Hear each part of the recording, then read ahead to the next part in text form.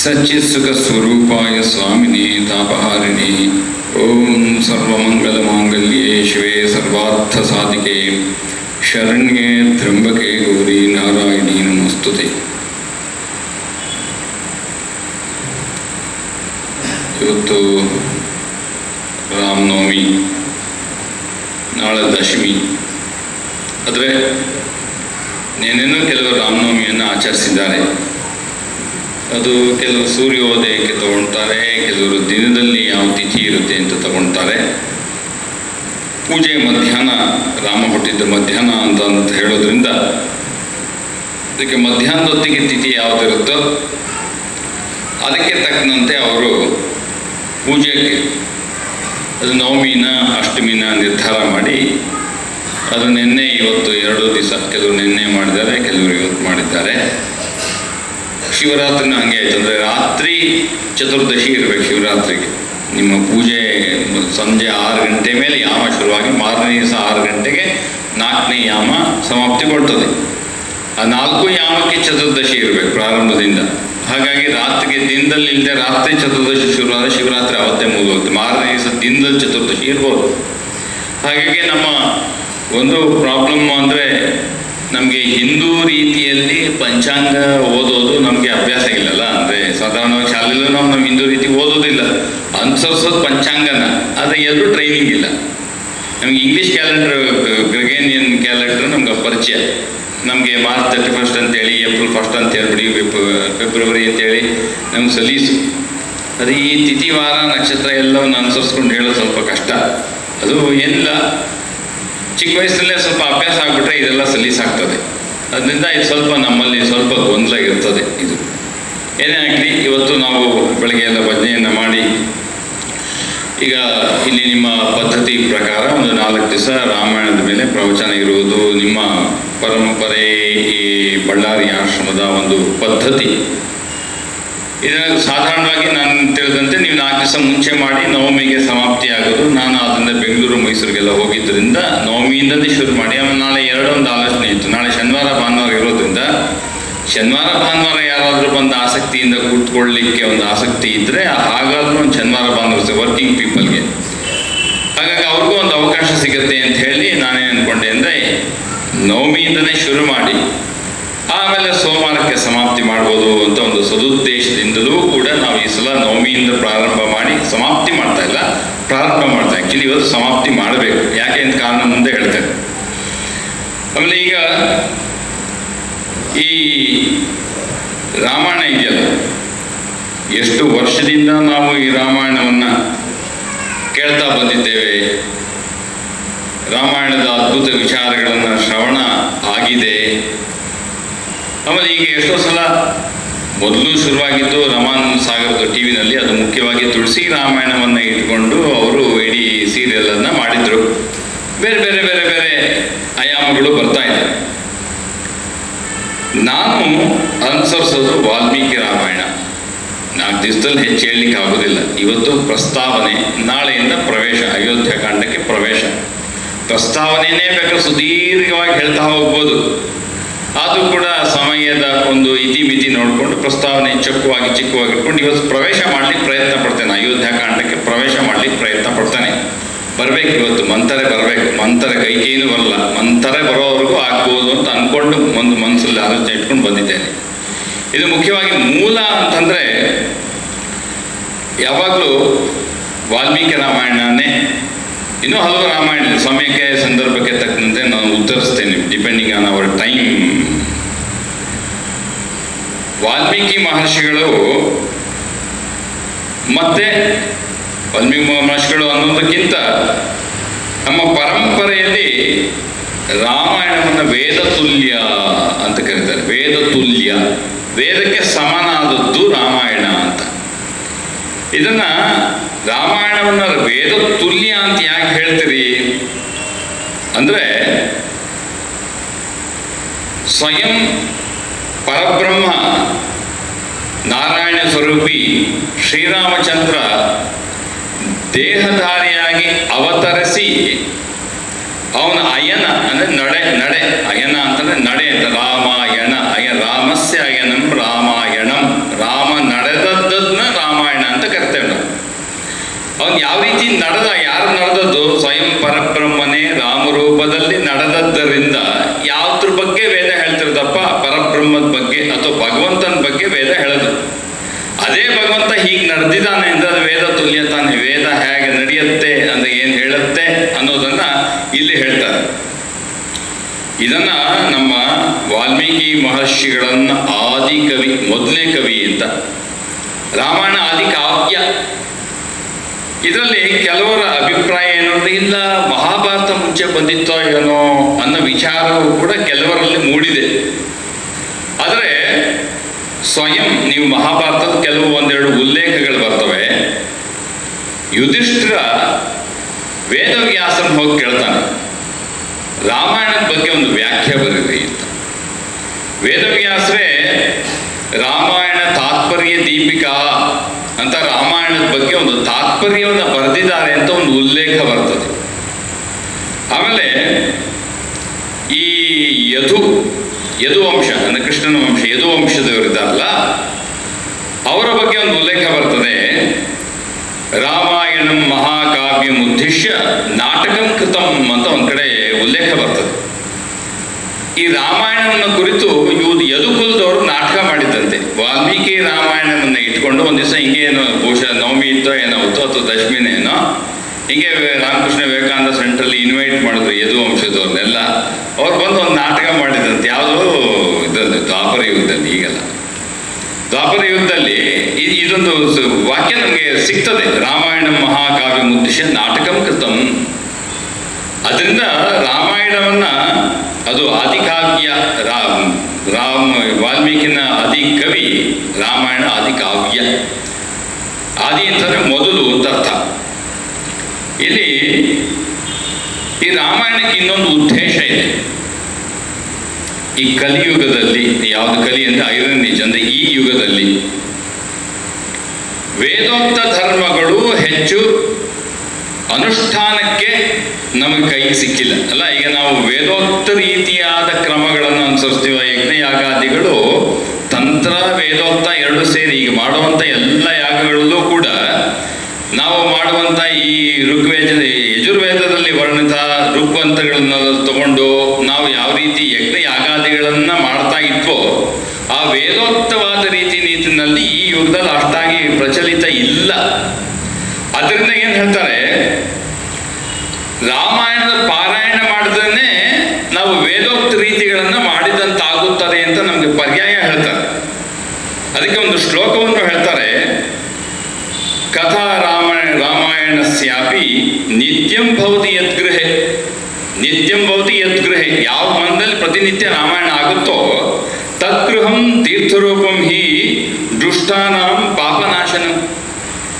ಯಾವ ಮನೆಯಲ್ಲಿ ಪ್ರತಿನಿತ್ಯ ರಾಮಾಯಣ ಪಾರಾಯಣ ಮಾಡ್ತಾರೋ ನೀವು ಬೇರೆ ಏನು ಮಾಡಬೇಕಾಗಿಲ್ಲ. ರಾಮಾಯಣ ಪಾರಾಯಣ ಮಾಡ್ತಾ ಇದ್ರೆ ಆ ಮನೆ ತೀರ್ಥ. ಈಗ ನಾವೆಲ್ಲ ತೀರ್ಥಕ್ಷೇತ್ರಕ್ಕೆ ಹೋಗ್ತೀವಲ್ಲ, ಕಾಶಿ, ಅಯೋಧ್ಯೆ, ಅಲ್ಲೆಲ್ಲ ಹೋಗಿ ಬರ್ತೀವಲ್ಲ, ಬೇಲೂರು ಮಠ, ಈಗ ಹೊಸ ತೀರ್ಥಕ್ಷೇತ್ರ ಶುರು ಮಾಡಿದ್ದಾರೆ ನಮ್ಮ ವಿವೇಕಾನಂದರು, ಶ್ರೀರಾಮಕೃಷ್ಣ ಪರಮಹಂಸರೆಲ್ಲ ಬಂದ ನಂತರ. ಅದರಿಂದ ಅವನೇನು ಹೇಳ್ತಾರೆ, ತತ್ಗೃಹಂ ತೀರ್ಥರೂಪಂ ಹಿ ದುಷ್ಟಾನಾಂ ಪಾಪನಾಶನಂ.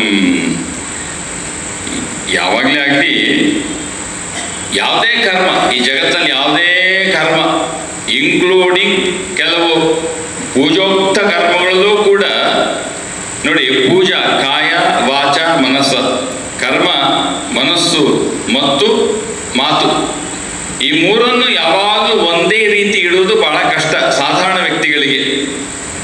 ಈಗ ಒಂದು ಪೂಜಾ ಕ್ರಮವನ್ನು ಮಾಡ್ತಾ ಇದ್ದೀವಿ, ಪೂಜೆ ಮಾಡ್ತಾ ಇದ್ದೀವಿ ಅಂತ ಇಟ್ಕೊಳ್ಳಿ. ಒಂದು ಯಾವುದೋ ಒಂದು ಯಜ್ಞವನ್ನು ಮಾಡ್ತಾ ಇದ್ದೇವೆ, ದುರ್ಗಾ ಹೋಮವನ್ನು ಮಾಡ್ತಾ ಇದ್ದೀರೋ, ಚಂಡಿಕಾ ಹೋಮ ಮಾಡ್ತಾ ಇದ್ದೀರೋ, ಸುದರ್ಶನ ಹೋಮ ಮಾಡ್ತಾ ಇದ್ದೀರೋ, ಇತ್ಯಾದಿಗಳನ್ನೆಲ್ಲ ಹೋಮ ಮಾಡ್ತಾ ಇದ್ದಾಗಲೂ ಕೂಡ ಮಂತ್ರ ಬಾಯಿ ಹೇಳ್ತಾ ಇದೆ.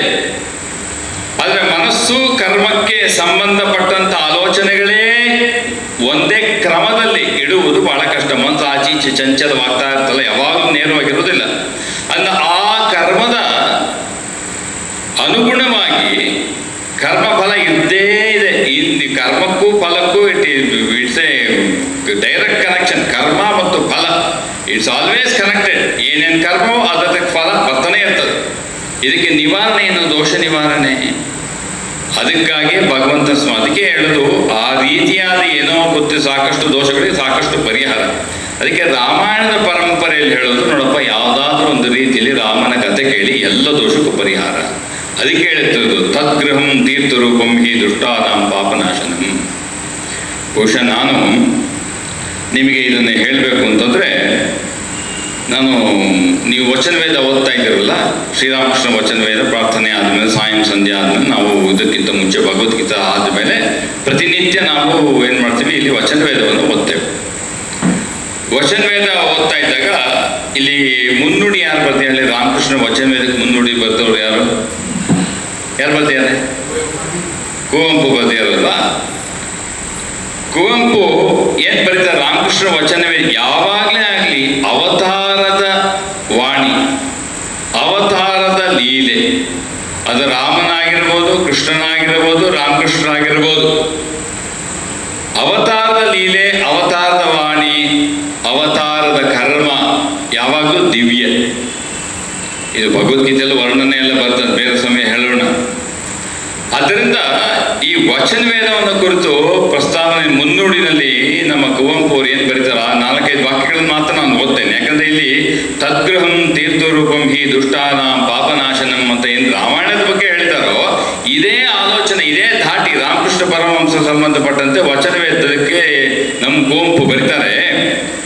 ಶ್ರೀರಾಮಕೃಷ್ಣ ವಚನವೇದವೆಂದರೆ ಅದೊಂದು ಕರತಲ ದೇವಸ್ಥಾನ, ಕೈಯಲ್ಲಿಟ್ಕೊಂಡಂಥ ದೇವಸ್ಥಾನ, ಅದೊಂದು ಕರತಲ ದೇವಸ್ಥಾನ, ಕರತಲ ತಪೋರಂಗ. ಕುವೆಂಪು ಅವ್ರ ಭಾಷೆ ಅಂದರೆ ಅದು ಒಂದು ಬೇರೆ ಇದು. ಕುವೆಂಪು ಲೈನ್ ಆಫ್ ಥಿಂಕಿಂಗೇ ಬೇರೆ. ಅವರು ಸ್ವಾಮಿ ಶಿವಾನಂದರ ಮುಂದೆ ಮಂತ್ರದೀಕ್ಷೆ ಪಡೆದರು. ಶ್ರೀರಾಮಕೃಷ್ಣ ಪರಮಹಂಸರ ನೇರ ಶಿಷ್ಯರಾದ ಮಹಾಪೌರುಷ ಮಹಾರಾಜ್ ಅಂತ ನಾವು ಯಾರನ್ನು ಕರಿತೀವಿ, ಶಿವಾನಂದರು, ಅವರ ಹತ್ರ ಮಂತ್ರದೀಕ್ಷೆ ಪಡೆದವರು. ಅದೊಂದು ಕರತಲ ದೇವಸ್ಥಾನ, ಕರತಲ ತಪೋರಂಗ, ಕರತಲ ಪುಣ್ಯಕ್ಷೇತ್ರ. ಆದರೆ ದೇವಸ್ಥಾನ ಪುಣ್ಯಕ್ಷೇತ್ರಗಳಂತೆ ತಾನೆಂದಿಗೂ ಕಲುಷಿತವಾಗುವ ಸಂಭವವಿಲ್ಲ, ಶಿಥಿಲವಾಗುವ ಸಂಭವವಿಲ್ಲ. ಒಂದು ತೀರ್ಥಕ್ಷೇತ್ರದಲ್ಲಿ ಸರಿಯಾದ ರೀತಿಯಲ್ಲಿ ಪೂಜೆ ಕಾರ್ಯ ಆಗದೆ ಇದ್ದರೆ ಏನಾಗ್ತದೆ, ಆ ತೀರ್ಥಕ್ಷೇತ್ರದ ಪುಣ್ಯ ನಿಧಾನವಾಗಿ ನಶಿಸಿ ಹೋಗ್ತದೆ. ಆದ್ದರಿಂದ ಆದರೆ ದೇವಸ್ಥಾನ ಪುಣ್ಯಕ್ಷೇತ್ರಗಳಂತೆ ತಾನೆಂದಿಗೂ ಕಲುಷಿತವಾಗುವ ಸಂಭವವಿಲ್ಲ, ಶಿಥಿಲವಾಗುವ ಸಂಭವವಿಲ್ಲ. ಯಾವ ಮನೆಯಲ್ಲಿ ಈ ವಚನವೇದ ಇರುತ್ತದೆಯೋ ಅದು ಮಂದಿರವಾಗುತ್ತದೆ.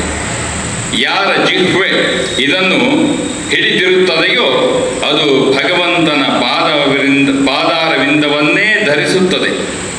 ಯಾರ ಜಿಹ್ವೆ ಇದನ್ನು ಪಠಿಸುತ್ತದೆಯೋ ಅದು ಅಮೃತವನ್ನು ಇಂಟುತ್ತಿರುತ್ತದೆ, ಅಂದರೆ ಹೀರುತ್ತದೆ ಎಂದು. ಇದು ಆನಂದದ ಆಗರ, ಶಾಂತಿಯ ಸಾಗರ, ದಿವ್ಯ ಜ್ಞಾನದ ಹೋಗರ.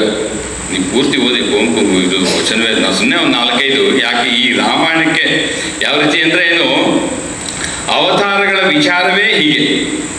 ಇಲ್ಲಿ ಈ ರಾಮಾಯಣವನ್ನು ಬರೆಯುವ ಮುನ್ನ ವಾಲ್ಮೀಕಿಯ ಒಂದು ಮಾತಿದೆ. ರಾಮಾಯಣದಲ್ಲಿ ಬಾಲಕಾಂಡದಲ್ಲಿ ಒಂದು ಮಾತು ಬರುತ್ತದೆ. ಏನು ಹೇಳ್ತಾರೆ? ತತ್ಸರ್ವಂ ಧರ್ಮವೀರ್ಯೇಣ ಯಥಾವತ್ ಸಂಪ್ರಪಶ್ಯತಿ. ಯಥಾವತ್ ಸಂಪ್ರಪಶ್ಯತಿ, ಇದು ಬಹಳ ಮುಖ್ಯವಾದ ಪದ ಇದು. ತತ್ಸರ್ವಂ ಧರ್ಮವೀರ್ಯೇಣ ಯಥಾವತ್ ಸಂಪ್ರಪಶ್ಯತಿ. ರಾಮಾಯಣ ಹೆಂಗೆ ಶುರುವಾಗಿದ್ದು, ಬ್ರಹ್ಮ ಬಂದು ವಾಲ್ಮೀಕಿಗಳಿಗೆ ಆ ಕ್ರೌಂಚ ಪರೀಕ್ಷೆಯನ್ನು ನೋಡಿ ಅದನ್ನು ಕೊಂದ ಮೇಲೆ ಒಂದು ಕಾವ್ಯ ರೂಪದಲ್ಲಿ ಛಂದೋಬದ್ಧವಾಗಿ ವಾಲ್ಮೀಕಿಗಳಿಗೆ ವಾಕ್ಯಗಳು ಬರ್ತದೆ.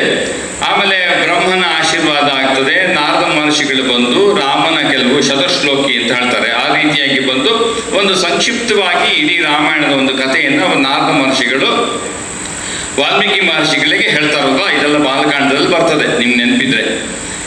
ಅದೇ ಹೇಳಾಯಿತು. ಅದನ್ನು ಆಮೇಲೆ ವಿಸ್ತೃತವಾಗಿ ವಾಲ್ಮೀಕಿ ಮಹರ್ಷಿಗಳು ಸುಮಾರು 24,000 ಶ್ಲೋಕಗಳಲ್ಲಿ ವರ್ಣನೆಯನ್ನು ಮಾಡ್ತಾ ಬರ್ತಾರೆ ಮುಂದೆ.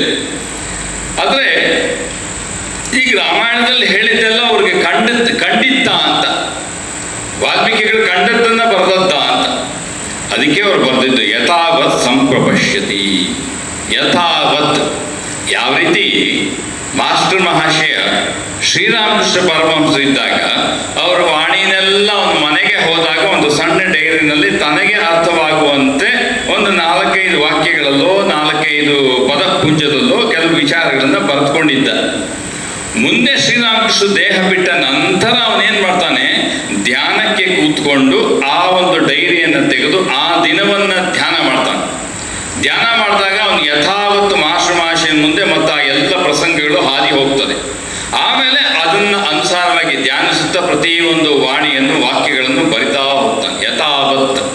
ಹಾಗೇನೆ ವಾಲ್ಮೀಕಿ ಮಹರ್ಷಿಗಳು ನಾರದ ಹೇಳಿದ ನಂತರ ರಾಮನ ಧ್ಯಾನ ಮಾಡಿ ಯಥಾವತ್ ಸಂಪ್ರಪಶ್ಯತಿ, ಅವನು ಯಥಾವತ್ತು ಕಾಣ್ತದೆ.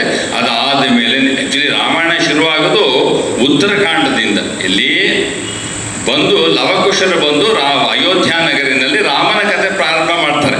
ಅಲ್ಲಿಂದ ಬಾಲಕಾಂಡ ಶುರುವಾಗಿದೆ ಆ್ಯಕ್ಚುಲಾಗಿ. ಯಾಕಂದರೆ ವಾಲ್ಮೀಕಿಗಳು ನೋಡು ಸೀತೆಯನ್ನು ನೋಡೋದು ಆಮೇಲೆ ತಾನು ಉತ್ತರಕಾಂಡದಲ್ಲಿ ತಾನೆ ನಮ್ಮ ಕಥೆಯ ಪ್ರಕಾರ. ಅದರಿಂದ ರಾಮಾಯಣ ಹೆಂಗೆ ಶುರು ಮಾಡ್ತಾರೆ ಅಂತಂದರೆ ಬಾಲಕಾಂಡದಲ್ಲಿ ರಾಮನ ಕಥೆಯನ್ನು ಲವಕುಶರು ಹೇಳ್ತಾರೆ. ಅಲ್ಲಿಂದ ವಾಲ್ಮೀಕಿಗಳು ಹೇಳ್ತಾ ಬರ್ತಾರೆ. ಆಮೇಲೆ ಅದಕ್ಕೆ ಹಿಂದಿನ ಪ್ರಸ್ತಾವನೆಗಳು, ಉಪಕಥೆಗಳು ಇತ್ಯಾದಿಗಳೆಲ್ಲ ಮೂಡಿ ಬರ್ತಾ ಇರ್ತದೆ. ಅದರಿಂದ ಇಲ್ಲಿ ಮುಖ್ಯವಾದ ಪದ ಏನು ಅಂತಂದರೆ ವಾಲ್ಮೀಕಿ ಯಥಾವತ್ ಸಂಪ್ರಪಶ್ಯತಿ, ಅವನಿಗೆ ಪೂರ್ತಿ ರಾಮಾಯಣವನ್ನು ಕಂಡು ನಂತರ ಇಲ್ಲಿ ಉಪಖ್ಯಾನವನ್ನು ಮಾಡ್ತಾನೆ. ಅಲ್ಲಿ ರಾಮಾಯಣ ಪಾರಾಯಣ ಇದೆಯಲ್ಲ, ಪಾರಾಯಣ ಈಗ ಹೇಳ್ತದಲ್ಲ, ತೀರ್ಥರೂಪ ಆಗ್ತದೆ, ಪಾಪನಾಶ ಆಗುತ್ತದೆ. ಹೆಂಗೆ ಅದಕ್ಕೆ ಕ್ರಮ ಏನು ಅಂತಂದರೆ ಪಾಠ್ಯಕ್ಕೆ ಶುರು ಮಾಡಿ ನವಮಿಗೆ ನಿಲ್ಲಿಸ್ಬೇಕು. ಅಂದರೆ ಮೊದಲನೇ ದಿವಸ ಶುರು ಮಾಡಿ 9ನೇ ದಿವಸ ನವಮಿ ಅಥವಾ ದಶಮಿಗೆ, ಸಾಧಾರಣವಾಗಿ ನವಮಿಗೆ ನಿಲ್ಲಿಸುವಂಥದ್ದು. ಈಗ ರಾಮನವಮಿ ಬಂತಲ್ಲ, ಇಲ್ಲಿ ಇದು ಚೈತ್ರ, ಒಂದ ಕಾರ್ತಿಕ ಮಾಸ, ಇಲ್ಲ ಶರನ್ನವರಾತ್ರಿ 9 ದಿವಸ, ಇಲ್ಲ ಚೈತ್ರ ಮಾಸ. ಈ ಯುಗಾದಿಗೆ ಮಾರನೇ ದಿವಸ ಶುರು ಮಾಡಿ ರಾಮನವಮಿಗೆ ನಿಲ್ಲಿಸೋದು, ಇಲ್ಲ ನವರಾತ್ರಿನಲ್ಲಿ ಶುರು ಮಾಡಿ 9ನೇ ಆಯುಧ್ಯ ಪೂಜಾ ಅಂತ ಮಾಡ್ತಿರಲ್ಲ 9ನೇ ದಿವಸಕ್ಕೆ ಅಲ್ಲಿ, ಇಲ್ಲ ಕಾರ್ತಿಕ ಮಾಸದಲ್ಲೂ 9 ದಿವಸ. ಇದನ್ನು ಯಾಕೆ ಮಾಡಬೇಕು ಅನ್ನೋದಕ್ಕೆ ಅಂದರೆ ನಮಗೆ ಒಂದು ಪ್ರಚೋದನೆ ಯಾವಾಗಲೂ ಆಗಲಿ, ನಮ್ಮ ಮುಖ್ಯವಾಗಿ ಪುರಾಣಗಳಲ್ಲಿ ಸ್ಕಂದ ಪುರಾಣ ಆಗಲಿ ಯಾವುದೇ ಆಗಲಿ ನಮಗೇನು ಹೇಳ್ತಾರೆ ಅಂದರೆ ಒಂದು ಪ್ರಚೋದನೆಗೆ ಕೆಲವು ಕಥೆ. ಇವನೇನು ಮಾಡ್ತಾನೆ, ಸನತ್ ಕುಮಾರ್ ನಾರದ ಹತ್ರ ಹೋಗಿರ್ತಾನೆ. ಇದೊಂದು ಕಥೆ ನಾನು ಬೇಗ ಹೇಳ್ತೀನಿ, ಕಥೆ ಮುಖ್ಯ ನಂಗಲ್ಲ, ಒಂದು ಹೇಳಲಿಕ್ಕೆ ಒಂದು ಅವ್ರನ್ನ ಕ್ರಮ ಇಟ್ಕೊಂಡಿರ್ತಾರೆ. ಇವನೇನು ಮಾಡ್ತಾರೆ, ಸನತ್ ಕುಮಾರ ಅವನು ನಾರದನ ಹತ್ರ ಹೋಗಿ ಅವನು ಕೇಳ್ತಾನೆ, ಈ ರಾಮಾಯಣದ ಪಾರಾಯಣದ ಕ್ರಮ ಏನು ಅಂತ, ಯಾಕೆ ಮಾಡ್ತಾರೆ, ಇದೇನು ಕ್ರಮ ಅಂತ. ಅದಕ್ಕೆ ನಾರದು ಒಂದು ಕಥೆ ಹೇಳ್ತಾರಂತೆ. ಅಲ್ಲಿ ಸೌದಾಸ ಅಂತ ಒಬ್ಬ ಬ್ರಾಹ್ಮಣ ಇರ್ತಾನೆ. ಅವರ ಗುರುಗಳು ಗೌತಮ ಮುನಿಗಳು. ಆತ ಗೌತಮ ಮುನಿಗಳ ಹತ್ರ ಸಾಕಷ್ಟು ಶಾಸ್ತ್ರ ಅಧ್ಯಯನ ಎಲ್ಲ ನಡೆದಿರ್ತದೆ. ಒಂದು ದಿವಸ ಏನು ಮಾಡಿರ್ತಾನೆ, ಈ ಸೌದಾಸ ಶಿವನ ಆರಾಧನೆಗೆ ತೊಡೆದಿರ್ತಾನೆ. ಅವನು ಬಹಳ ಎಂಗ್ರಾಸ್ತು, ಪೂರ್ಣವಾಗಿ ಶಿವನ ಧ್ಯಾನದಲ್ಲಿ ಮುಳುಗಿ ಶಿವನನ್ನ ಪೂಜೆಯನ್ನು ನಡೆಸ್ತಾ ಇರ್ತಾನೆ. ಆ ಸಂದರ್ಭಕ್ಕೆ ಗೌತಮ ಮುನಿಗಳು, ಗುರುಗಳಲ್ವ ಗೌತಮ ಮುನಿಗಳು ಬರ್ತಾರೆ. ಅದು ಏನಾಗುತ್ತೆ, ಈ ಸೌದಾಸ ಗುರು ಬಂದಿದ್ದು ನೋಡಿದ್ನೋ ನೋಡಲಿಲ್ಲೋ ಗೊತ್ತಿಲ್ಲ, ಗಮನ ಕೊಡೋದಿಲ್ಲ ಗುರುವಿಗೆ. ಅವನು ಪೂಜೆಯನ್ನು ಮುಂದುವರಿಸ್ತಾನೆ. ಆಗ ಗೌತಮರು ಗೊತ್ತಾಯ್ತು, ಗುರುವಿಗೆ ಬಂದಾಗ ಅವನು ಆಧಾರ ಕೊಡಲಿಲ್ಲ, ಆದರೂ ಗೊತ್ತು ಅವನು ಪೂಜೆಯಲ್ಲಿ ಪೂರ್ತಿ ಮಗ್ನನಾಗಿದ್ದಾನೆ ಅಂತ ಹೇಳಿದು ಗೌತಮರು ಸುಮ್ಮನೆ ಆಗ್ತಾರೆ. ಅದಕ್ಕೆ ಕಥೆ ಏನು ಬರ್ತದೆ ಅಂತಂದರೆ, ಶಿವನಿಗೆ ಇಷ್ಟ ಆಗಲಿಲ್ಲಂತೆ.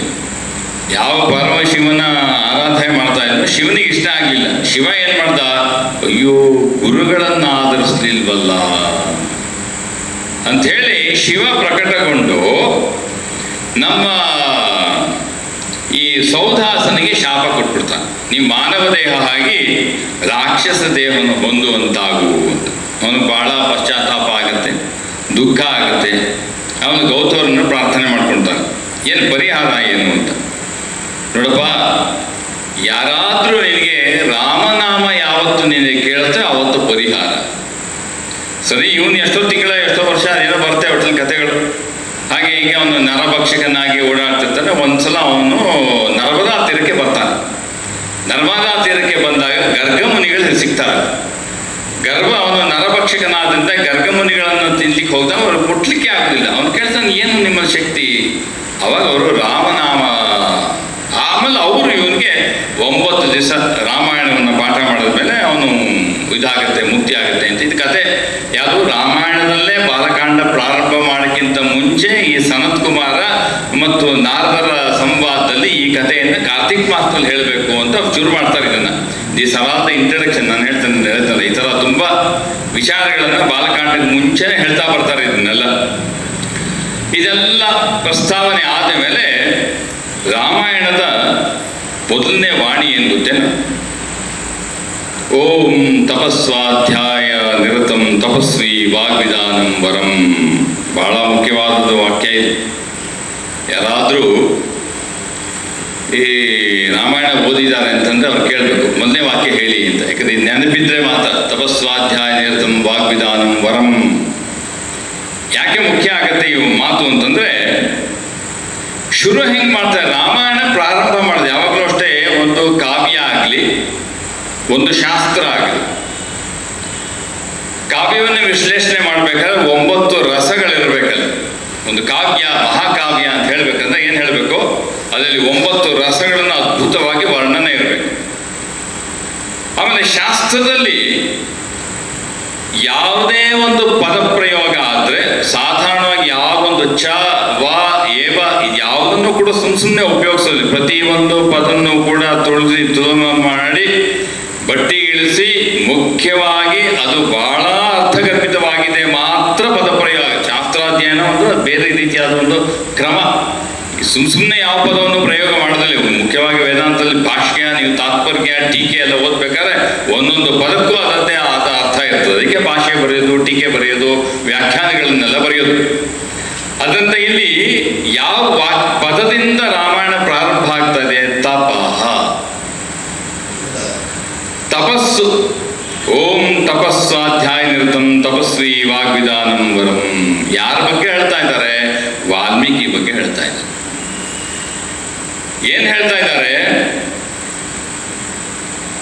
ತಪಸ್ವಿ ಯಾರು? ವಾಲ್ಮೀಕಿ ತಪಸ್ವಿ. ಏಂತಲ್ಲಿ ನಿರತನಾಗಿದ್ದಾನೆ? ತಪಃ ಮತ್ತು ಸ್ವಾಧ್ಯಾಯ ನಿರತವನು. ಸ್ವಾಧ್ಯಾಯ ಮತ್ತು ತಪದಲ್ಲಿ ನಿರತನಾದಂತಹ ವಾಲ್ಮೀಕಿ.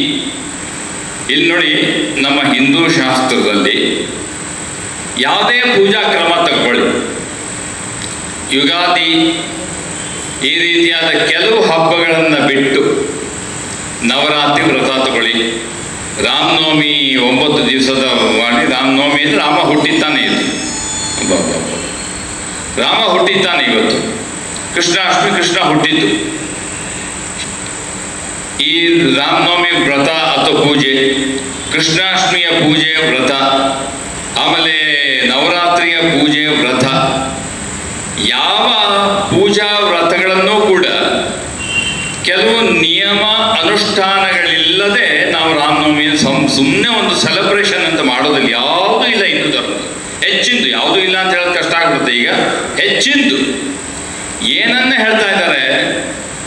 ನಮ್ಮದು ಈ ಪಂಚೇಂದ್ರಿಯ, ಜ್ಞಾನೇಂದ್ರಿಯ, ಕರ್ಮೇಂದ್ರಿಯ, ಮನಸ್ಸು, ಬುದ್ಧು, ಚಿತ್ತ, ಅಹಂಕಾರ, ಇದರ ನಿಯಮ ಏನು ಹೇಳಿ? ಜನರಲ್ ಟೆಂಡೆನ್ಸಿ ಏನು? ಬಹಿರ್ಮುಖವಾಗಿ ಹರಿಯುವಂಥದ್ದು. It always goes outside. ನೀವೊಂದು ಕೂತ್ಕೊಂಡು ಒಂದು ಜಪ ಮಾಡಿ, ಧ್ಯಾನ ಮಾಡಿ, ಅರ್ಧ ಗಂಟೆ ಮಾಡಿ, 3/4 ಗಂಟೆ ಮಾಡಿ, ಇಡೀ ದಿವಸ ಕೂತ್ಕೋಬೇಕು ಅಂದರೆ, ಒಂದು ಪೂಜೆಯನ್ನು ಮಾಡಬೇಕು, ಒಂದು ಉಪನ್ಯಾಸವನ್ನೇ ಕೇಳಬೇಕು ಅಂತ ಇಟ್ಕೊಳ್ಳಿಯಪ್ಪ. ನಾನು ನಾನೇ ಆಗಲಿ ಯಾರೇ ಆಗಲಿ ಒಂದು 3/4 ಗಂಟೆ ಉಪನ್ಯಾಸ ಹೇಳಿರ್ತಾರೆ ಅಥವಾ 1 ಗಂಟೆ ಉಪನ್ಯಾಸ ಮಾಡಿರ್ತಾರೆ ಅಂತ ಇಟ್ಕೊಳ್ಳಿ. ನೀವು ಯಥಾವತ್ 1 ಗಂಟೆ ಉಪನ್ಯಾಸವನ್ನು ಹೇಳಬಲ್ಲಿರ ಪುನರಾವರ್ತನೆ. ನಾನೊಬ್ಬರು ಸ್ವಾಮಿಗಳನ್ನ ನೋಡಿದ್ದೆ. ನಮ್ಮ ಬೆಂಗಳೂರು ರಾಮಕೃಷ್ಣ ಆಶ್ರಮಕ್ಕೆ ಒಬ್ಬರನ್ನ ಹೆಸರು ಹೇಳಕ್ಕೆ ಹೋಗೋದಿಲ್ಲ, ಒಬ್ಬರನ್ನ ಬಹಳ ವಿಶೇಷವಾದ ಉಪನ್ಯಾಸಕ್ಕೆ ಕರೆದಿತ್ತು. ನಾನು ಆ ಉಪನ್ಯಾಸಕ್ಕೆ ಹೋಗೋಕ್ಕಾಗಲಿಲ್ಲ. ನಂದೇನೋ ಒಂದು ಕೆಲಸ ಇತ್ತು, ಹಾಗಾಗಿ ನಾನು ಉಪನ್ಯಾಸ ಕೇಳೋಕ್ಕಾಗಲಿಲ್ಲ. ಒಂದು ಬೇರೆ ಕೆಲಸ ಬಂತು. ಅವರು ಉಪನ್ಯಾಸವನ್ನು ಕೊಟ್ಟರು, ಪೂರ್ಣವಾಗಿ ಉಪನ್ಯಾಸವನ್ನು ಕೊಟ್ಟರು. ಬಹಳ ಅದ್ಭುತವಾಗಿ ಈ ಟಾಕ್ ವಾಸ್ ಇನ್ ಇಂಗ್ಲಿಷ್, ಆಂಗ್ಲ ಭಾಷೆಯಲ್ಲಿ ಅವರು ಉಪನ್ಯಾಸ ಕೊಟ್ಟದ್ದು. 4 words that can change your life ಅಂತ ಟಾಪಿಕ್. ನಾನು ಇನ್ನೊಬ್ಬರು ಅಲ್ಲಿ ಉಪನ್ಯಾಸವನ್ನು ಮಾಡಿದಂತಹ ಇನ್ನೊಬ್ಬರು ಸ್ವಾಮಿಗಳನ್ನ ಕೇಳಿದೆ. ಏನೋ ಬಹಳ ಅದ್ಭುತವಾಗಿದ್ದಂಥ ಉಪನ್ಯಾಸ, ನಾನು ಕೇಳೋಕ್ಕಾಗಲಿಲ್ಲ. ದಯವಿಟ್ಟು ಆ ಉಪನ್ಯಾಸದ ಬಗ್ಗೆ ನೀವು ಹೇಳ್ತೀರಾ ಅಂತ ಕೇಳಿದೆ. ಅವ್ರೇನು ಮಾಡಿದ್ರು, ಒಂದಷ್ಟು ಹಾಳೆ ಕೊಡಿ ನನಗೆ ಅಂತ.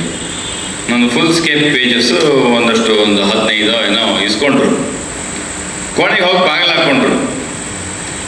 ಅವರು ಒಂದು 50 ನಿಮಿಷ ಟಾಕ್ ಕೊಟ್ಟರು ಅವತ್ತು.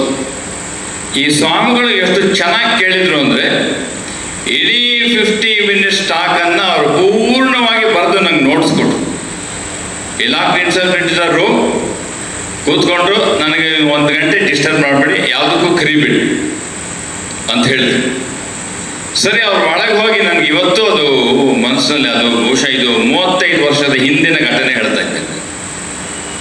ಅವ್ರು ಹೋಗಿ ಪೂರ್ತಿ ಇಡೀ ಉಪನ್ಯಾಸವನ್ನು, ಎಷ್ಟರ ಮಟ್ಟಿಗೆ ಅವ್ರಿಗೆ ಇಂದ್ರಿಯ ಸಂಯಮ ಇತ್ತು ಅಂತಂದರೆ, ಈ ಮಟ್ಟದಲ್ಲಿ ಇದ್ದರೆ ಮಾತ್ರ ನಮ್ಮ ಶಾಸ್ತ್ರ ಅಧ್ಯಯನ, ನಮ್ಮ ನಿತ್ಯದ ಪ್ರೊಫೆಷನಲ್ ಲೈಫು, ಮತ್ತೆ ನಮ್ಮ ಬಾಕ್ಯವಾದ ಅಕಾಡೆಮಿಕ್ಸು ಇದರಲ್ಲಿ real in sense of excellence, not in the sense of gaining marks, in the sense of excellence ಬರಬೇಕಂದ್ರೆ ಈ ಮಟ್ಟದ ಮನೋನಿಗ್ರಹ ಅಥವಾ ಏಕಾಗ್ರತೆ ಬೇಕಾಗ್ತದೆ. ಇದು ಎಲ್ಲೆಲ್ಲಿ ಇಲ್ವೋ ಅದರ ಕೊರತೆಗೋಸ್ಕರನೇ ಎಲ್ಲ ಶಾಸ್ತ್ರದ ಅಧ್ಯಯನಕ್ಕೆ ತಪಸ್ಸು. ಅದು ತಪಸ್ಸು ಯಾವುದು? ತಪಸ್ಸು ಕೂತ್ಕೊಂಡು ಏನೋ ಒಂದಷ್ಟು ಶರೀರ ದಂಡನೆ, ಇದೆಲ್ಲ ಸ್ವಾಭಾವಿಕವಾದ ಬೇಸಿಕ್ ತಪಸ್ಸು. ಬಹಳ ಎತ್ತರವಾದ ತಪಸ್ಸು ಯಾವುದು? ಮನಸ್ಸಿನ ಪಾವಿತ್ರತೆ. Purity of mind is the highest tapas that can be accumulated, that will be gained. Highest is purity of mind. ಅದಕ್ಕೆ ಕೆಲವರಲ್ಲಿ ಅದ್ಭುತವಾದ, ತುಂಬ ಜನ ಕೆಲವರು ಪೂಜಾ ಅನುಷ್ಠಾನಗಳನ್ನು ಮಾಡ್ತಾ ಮಾಡ್ತಾ ಏನಾಗ್ತದೆ ಅಂತಂದರೆ ಒಂದಷ್ಟು ಶಕ್ತಿ ಬರ್ತದೆ. ಶಕ್ತಿಯಿಂದಲೇ ರೋಗ ನಿವಾರಣೆ ಮಾಡೋದು, ಒಂದು ವಾಕ್ ಶಕ್ತಿ, ಹೇಳಿದ್ದು ನಡೆಯುತ್ತೆ. ಅಥವಾ ನಿಮ್ಗೆ ಏನಾದ್ರು ಆಗುತ್ತೆ ಅಂತೇಳಿ ಈ ಥರ ಮಾಡಿಯಪ್ಪ ಒಂದು ವ್ರತ, ನಿಮ್ಗೆ ಆಗುತ್ತೆ, ಸರಿ ಹೋಗುತ್ತೆ, ನಮ್ಗೆ ಹಿಂಗೆಲ್ಲ ಫ್ಯಾಮಿಲಿ ಪ್ರಾಬ್ಲಮ್ ಇದೆ, ಹೀಗೆ ಮಾಡ್ಕೊಳ್ಳಿಯಪ್ಪ, ಸರಿ ಹೋಗ್ತದೆ, ಅವ್ರು ಹೇಳಿದ್ದು ನಡೆಯುತ್ತೆ. ಕೆಲವು ಪವಾಡಗಳನ್ನು ಮಾಡುವ ಶಕ್ತಿ ಹೊಂದಿರ್ತಾರೆ. ಆದರೆ ಪವಾಡಗಳ ಮಾಡ್ತಾರೆ ಅಂದರೆ ಮನಃಶುದ್ಧವಾಗಿದೆ ಅಂತ ನಿಯಮ ಇಲ್ಲ, ದಯವಿಟ್ಟು ತಿಳ್ಕೊಳ್ಳಿ. ಅದಕ್ಕೆ ತುಂಬ ಜನ ಏನು ಮಾಡ್ತಾರೆ, ಎಲ್ಲಿ ಹೆಚ್ಚು ಜನ ಸೇರ್ತಾಳೆ, ಎಲ್ಲಿ ಪವಾಡಗಳನ್ನು ನಡೆಯುತ್ತೋ ಅಂಥ ಸ್ವಾಮಿಗಳ ಹಿಂದೆ ಹೋಗ್ತಾರೆ. ಪವಾಡಗಳ ಮಾಡ್ತಾರೆ ಅನ್ನೋದ್ರಿಂದ ಪಾವಿತ್ರತೆ ಇದೆ ಅಂತ ಇಲ್ಲ.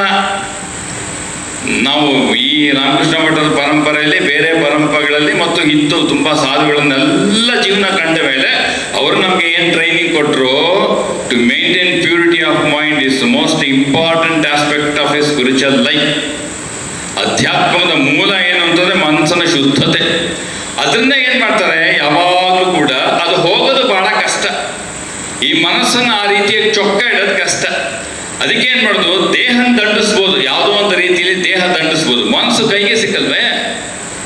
ಅದಕ್ಕೆ ಏನು ಮಾಡಬೇಕು, ಮನಸ್ಸು ಕೈಗೆ ಸಿಕ್ಕಬೇಕು ಅಂದ್ರೆ ಏನು, ಇಂದ್ರಿಯ ನಿಗ್ರಹದ ಮೂಲಕ ಮನಸ್ಸನ್ನು ಹಿಡ್ಲಿಕ್ಕೆ ಹೋಗೋದು. ಅದಕ್ಕೇನು ಮಾಡಬೇಕು, ಎಲ್ಲ ನಿನ್ನ ಅನುಷ್ಠಾನಗಳಲ್ಲಿ ತಪಃ ಬರಬೇಕು. ತಪಃ ಅಂದರೆ ಉರಿಯೋದು ಅಂತ ಅರ್ಥ. ಆ್ಯಕ್ಚುಲಿ ಕಾಯ ತಪಸ್ಸು, ವಾಚಿಕ ತಪಸ್ಸು, ಮಾನಸಿಕ ತಪಸ್ಸು ಅಂತ ಭಗವದ್ಗೀತೆಯಲ್ಲಿ ವರ್ಣನೆ, ಮತ್ತೆ ಶಾಸ್ತ್ರದ ದೀರ್ಘವಾದ ವಿಚಾರದಲ್ಲಿ ಯಮನಿಯಮ, ಆಸನ, ಪ್ರಾಣಾಯಾಮ, ಪ್ರತ್ಯಾಹಾರ, ಧಾರಣ, ಧ್ಯಾನ, ಸಮಾಧಿಯಲ್ಲಿ ಪೂರ್ಣ ರಾಜಯೋಗದಲ್ಲೂ ಕೂಡ ಇದರ ವರ್ಣನೆ ಸಾಕಷ್ಟು ಸಿಗ್ತದೆ. ಅದರಿಂದ ಇದನ್ನು ಮೂಲವಾಗಿ ನಮ್ಮ ಗಮನ ಬರಬೇಕು ಅಂತ ಹೇಳಿ ಇಲ್ಲಿ ವಾಲ್ಮೀಕಿಗಳು ಹೇಗಿದ್ರು, ತಪದಲ್ಲಿ ನಿರತರಾಗಿದ್ದರು, ತಪಸ್ಸಿನಲ್ಲಿ. ಅದಕ್ಕೆ ವಾಗ್ವಿಧಾನಂ ವರಂ ಸ್ವಾಧ್ಯಾಯ ತಪಃ ನಿರತಂ ತಪಸ್ವಿ ವಾಗ್ವಿಧಾನಂ ವರಂ.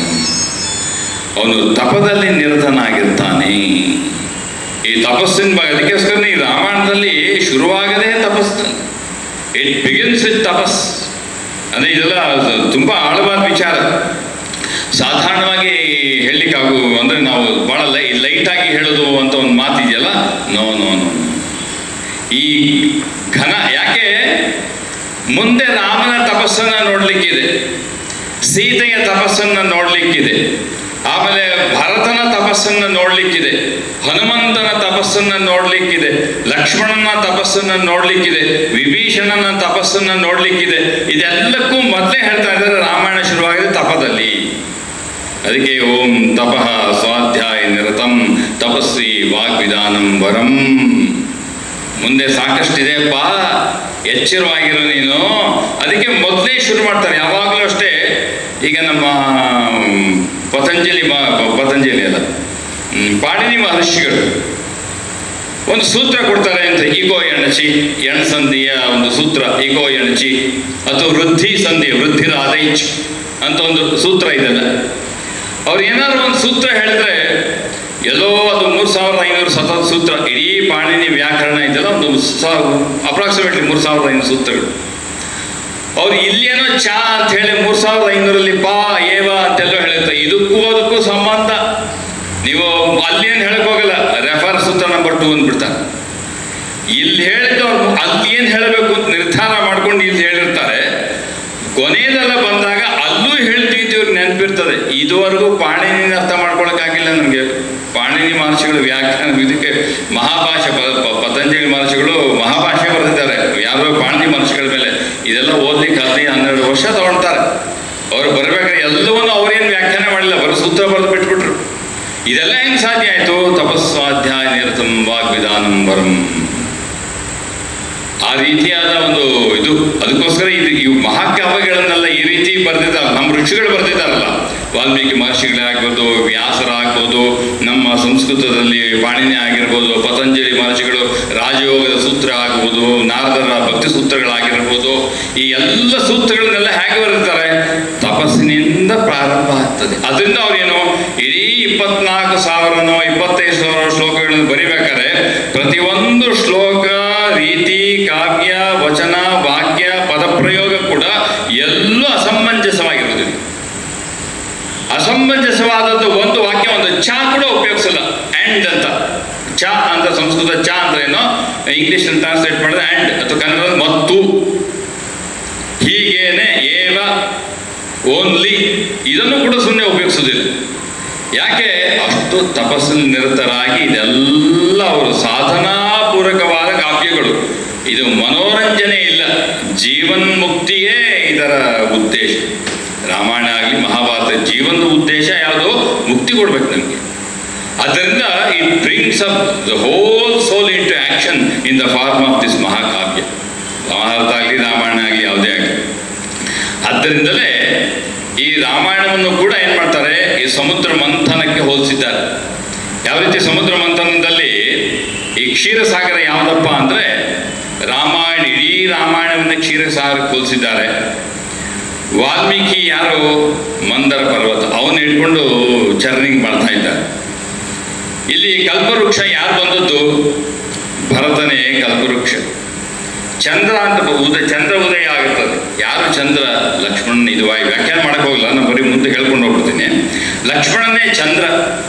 ಸೀತೆ ಯಾರು? ಸ್ವಯಂ ಲಕ್ಷ್ಮಿ. ಹನುಮಂತನ ಯಾರು? ಕಾಮಧೇನು. ಆಮೇಲೆ ರಾವಣ ಗೊತ್ತೇ ಇದೆ, ಹಾಲಾಹಲ ವಿಷಯ. ಶ್ರೀರಾಮಚಂದ್ರ ಕೊನೆಗೆ ಬಂದದ್ದು ಅಮೃತ. ಯಾರು? ಈ ಕ್ಷೀರಸಾಗರದ ಮಂಥನ ಕ್ರಿಯೆಯನ್ನು ಈ ರೀತಿಯಾಗೂ ವರ್ಣನೆ ಮಾಡ್ತಾರೆ. ಆಮೇಲೆ ನೋಡಿ, ಒಂದು ರಾಮಾಯಣ ನೀವು ಸುಮ್ಮನೆ ಒಂದು ಯಾರ ಸಮ್ಮರಿ ಹೇಳಿಪ್ಪ, ಒಂದು ಸಮ್ಮರಿ ಹೇಳ್ಬಿಡಿಯಪ್ಪ ಅಂತಂದ್ರೆ ಹೇಗೆ ಹೇಳ್ತೀನಿ ನೋಡಿ. ಇದು ಎಷ್ಟು ಚೆನ್ನಾಗಿದೆ ನೋಡಿ. ನೀವು 24,000 ಶ್ಲೋಕಕ್ಕೂ ಒಂದು ಸಮ್ಮರಿ ಹೇಳ್ಬಿಡಿ, 3 ವಾಕ್ಯದಲ್ಲಿ. ಸಮ್ಮರಿ ಹೇಳಿ ಅಂದ್ರೆ ಏನು? ನಾನು ಹೀಗೆ ಹೇಳ್ತೀನಿ. ದಶರಥ, ಕೌಸಲ್ಯ, ರಾಮ, ಭರತ, ಶತ್ರುಘ್ನ ಅಯೋಧ್ಯೆಯಲ್ಲಿ, ವಾಲಿ, ತಾರೆ, ಸುಗ್ರೀವ ಕಿಷ್ಕಿಂಧೆಯಲ್ಲಿ, ರಾವಣ, ವಿಭೀಷಣ ಲಂಕೆಯಲ್ಲಿ. ಇವರು ಸಂಸಾರ ಚಿಂತನೆಯೇ ರಾಮಾಯಣ ಅಲ್ಲ. ಇಷ್ಟು ಬಿಟ್ಟು ಇನ್ನೇನಿದೆ ಇದರಲ್ಲಿ? ಅದಕ್ಕೆ ಎಷ್ಟು ಅದ್ಭುತವಾಗಿ ಹೇಳಿದ್ದಾರೆ. ಅದು 3 ಫ್ಯಾಮಿಲಿ ತಗೊಂಡಿದ್ದಿಲ್ಲಿ. ಇಡೀ ರಾಮಾಯಣ ಯಾವ ಫ್ಯಾಮಿಲಿಯಪ್ಪ? ಅಯೋಧ್ಯೆಯಲ್ಲಿ ರಾಮನ, ದಶರಥನ ಫ್ಯಾಮಿಲಿ. ಕಿಷ್ಕಿಂಧೆಗೆ ಬಂದರೆ ವಾಲಿ, ಸುಗ್ರೀವರ ಫ್ಯಾಮಿಲಿ. ಲಂಕೆಗೆ ಬಂದರೆ ರಾವಣನ ಫ್ಯಾಮಿಲಿ. ಈ 3 ಫ್ಯಾಮಿಲಿ ಇಟ್ಕೊಂಡು ಇಡೀ ಜೀವನಗಾಥೆ ಮುಕ್ತಿ ಕರ್ಕೊಂಡು ಹೋದ್ರಲ್ರಿ. ಅದಕ್ಕೆ ಹೇಳಿದೆ ಇದು ಬಹಳ ಅದ್ಭುತ. ಇಲ್ಲಿ ಈ ರಾಮಾಯಣದ ಪರಿಕಾರ ಹೆಂಗೆ ಅಂತಂದ್ರೆ, ಸಂಸಾರವನ್ನ ಇಟ್ಕೊಂಡು ಸಮಾಜ ಮತ್ತು ಮುಕ್ತಿಯ ವರ್ಣನೆ, ಇದು ರಾಮಾಯಣದ ಪ್ರಕ್ರಿಯೆ. ಸಂಸಾರನೇ ಹೇಳೋದು, ಸಂಸಾರ ಬಿಟ್ಟು ಏನು ಹೇಳ್ತಾ ಇಲ್ಲ ಅಲ್ಲಿ.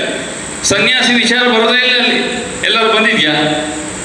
ರಾಮನೇ ಸನ್ಯಾಸಿ ಅಲ್ಲ, ಇನ್ ದ ಸೆನ್ಸ್ ಆಫ್ ಕಾವಿ ಬಟ್ಟೆ ಹಾಕೋದು. ಅವನು ಸನ್ಯಾಸಿಯೇ, ಅದು ಕಾವಿ ಬಟ್ಟೆ ದೃಷ್ಟಿಯಿಂದ.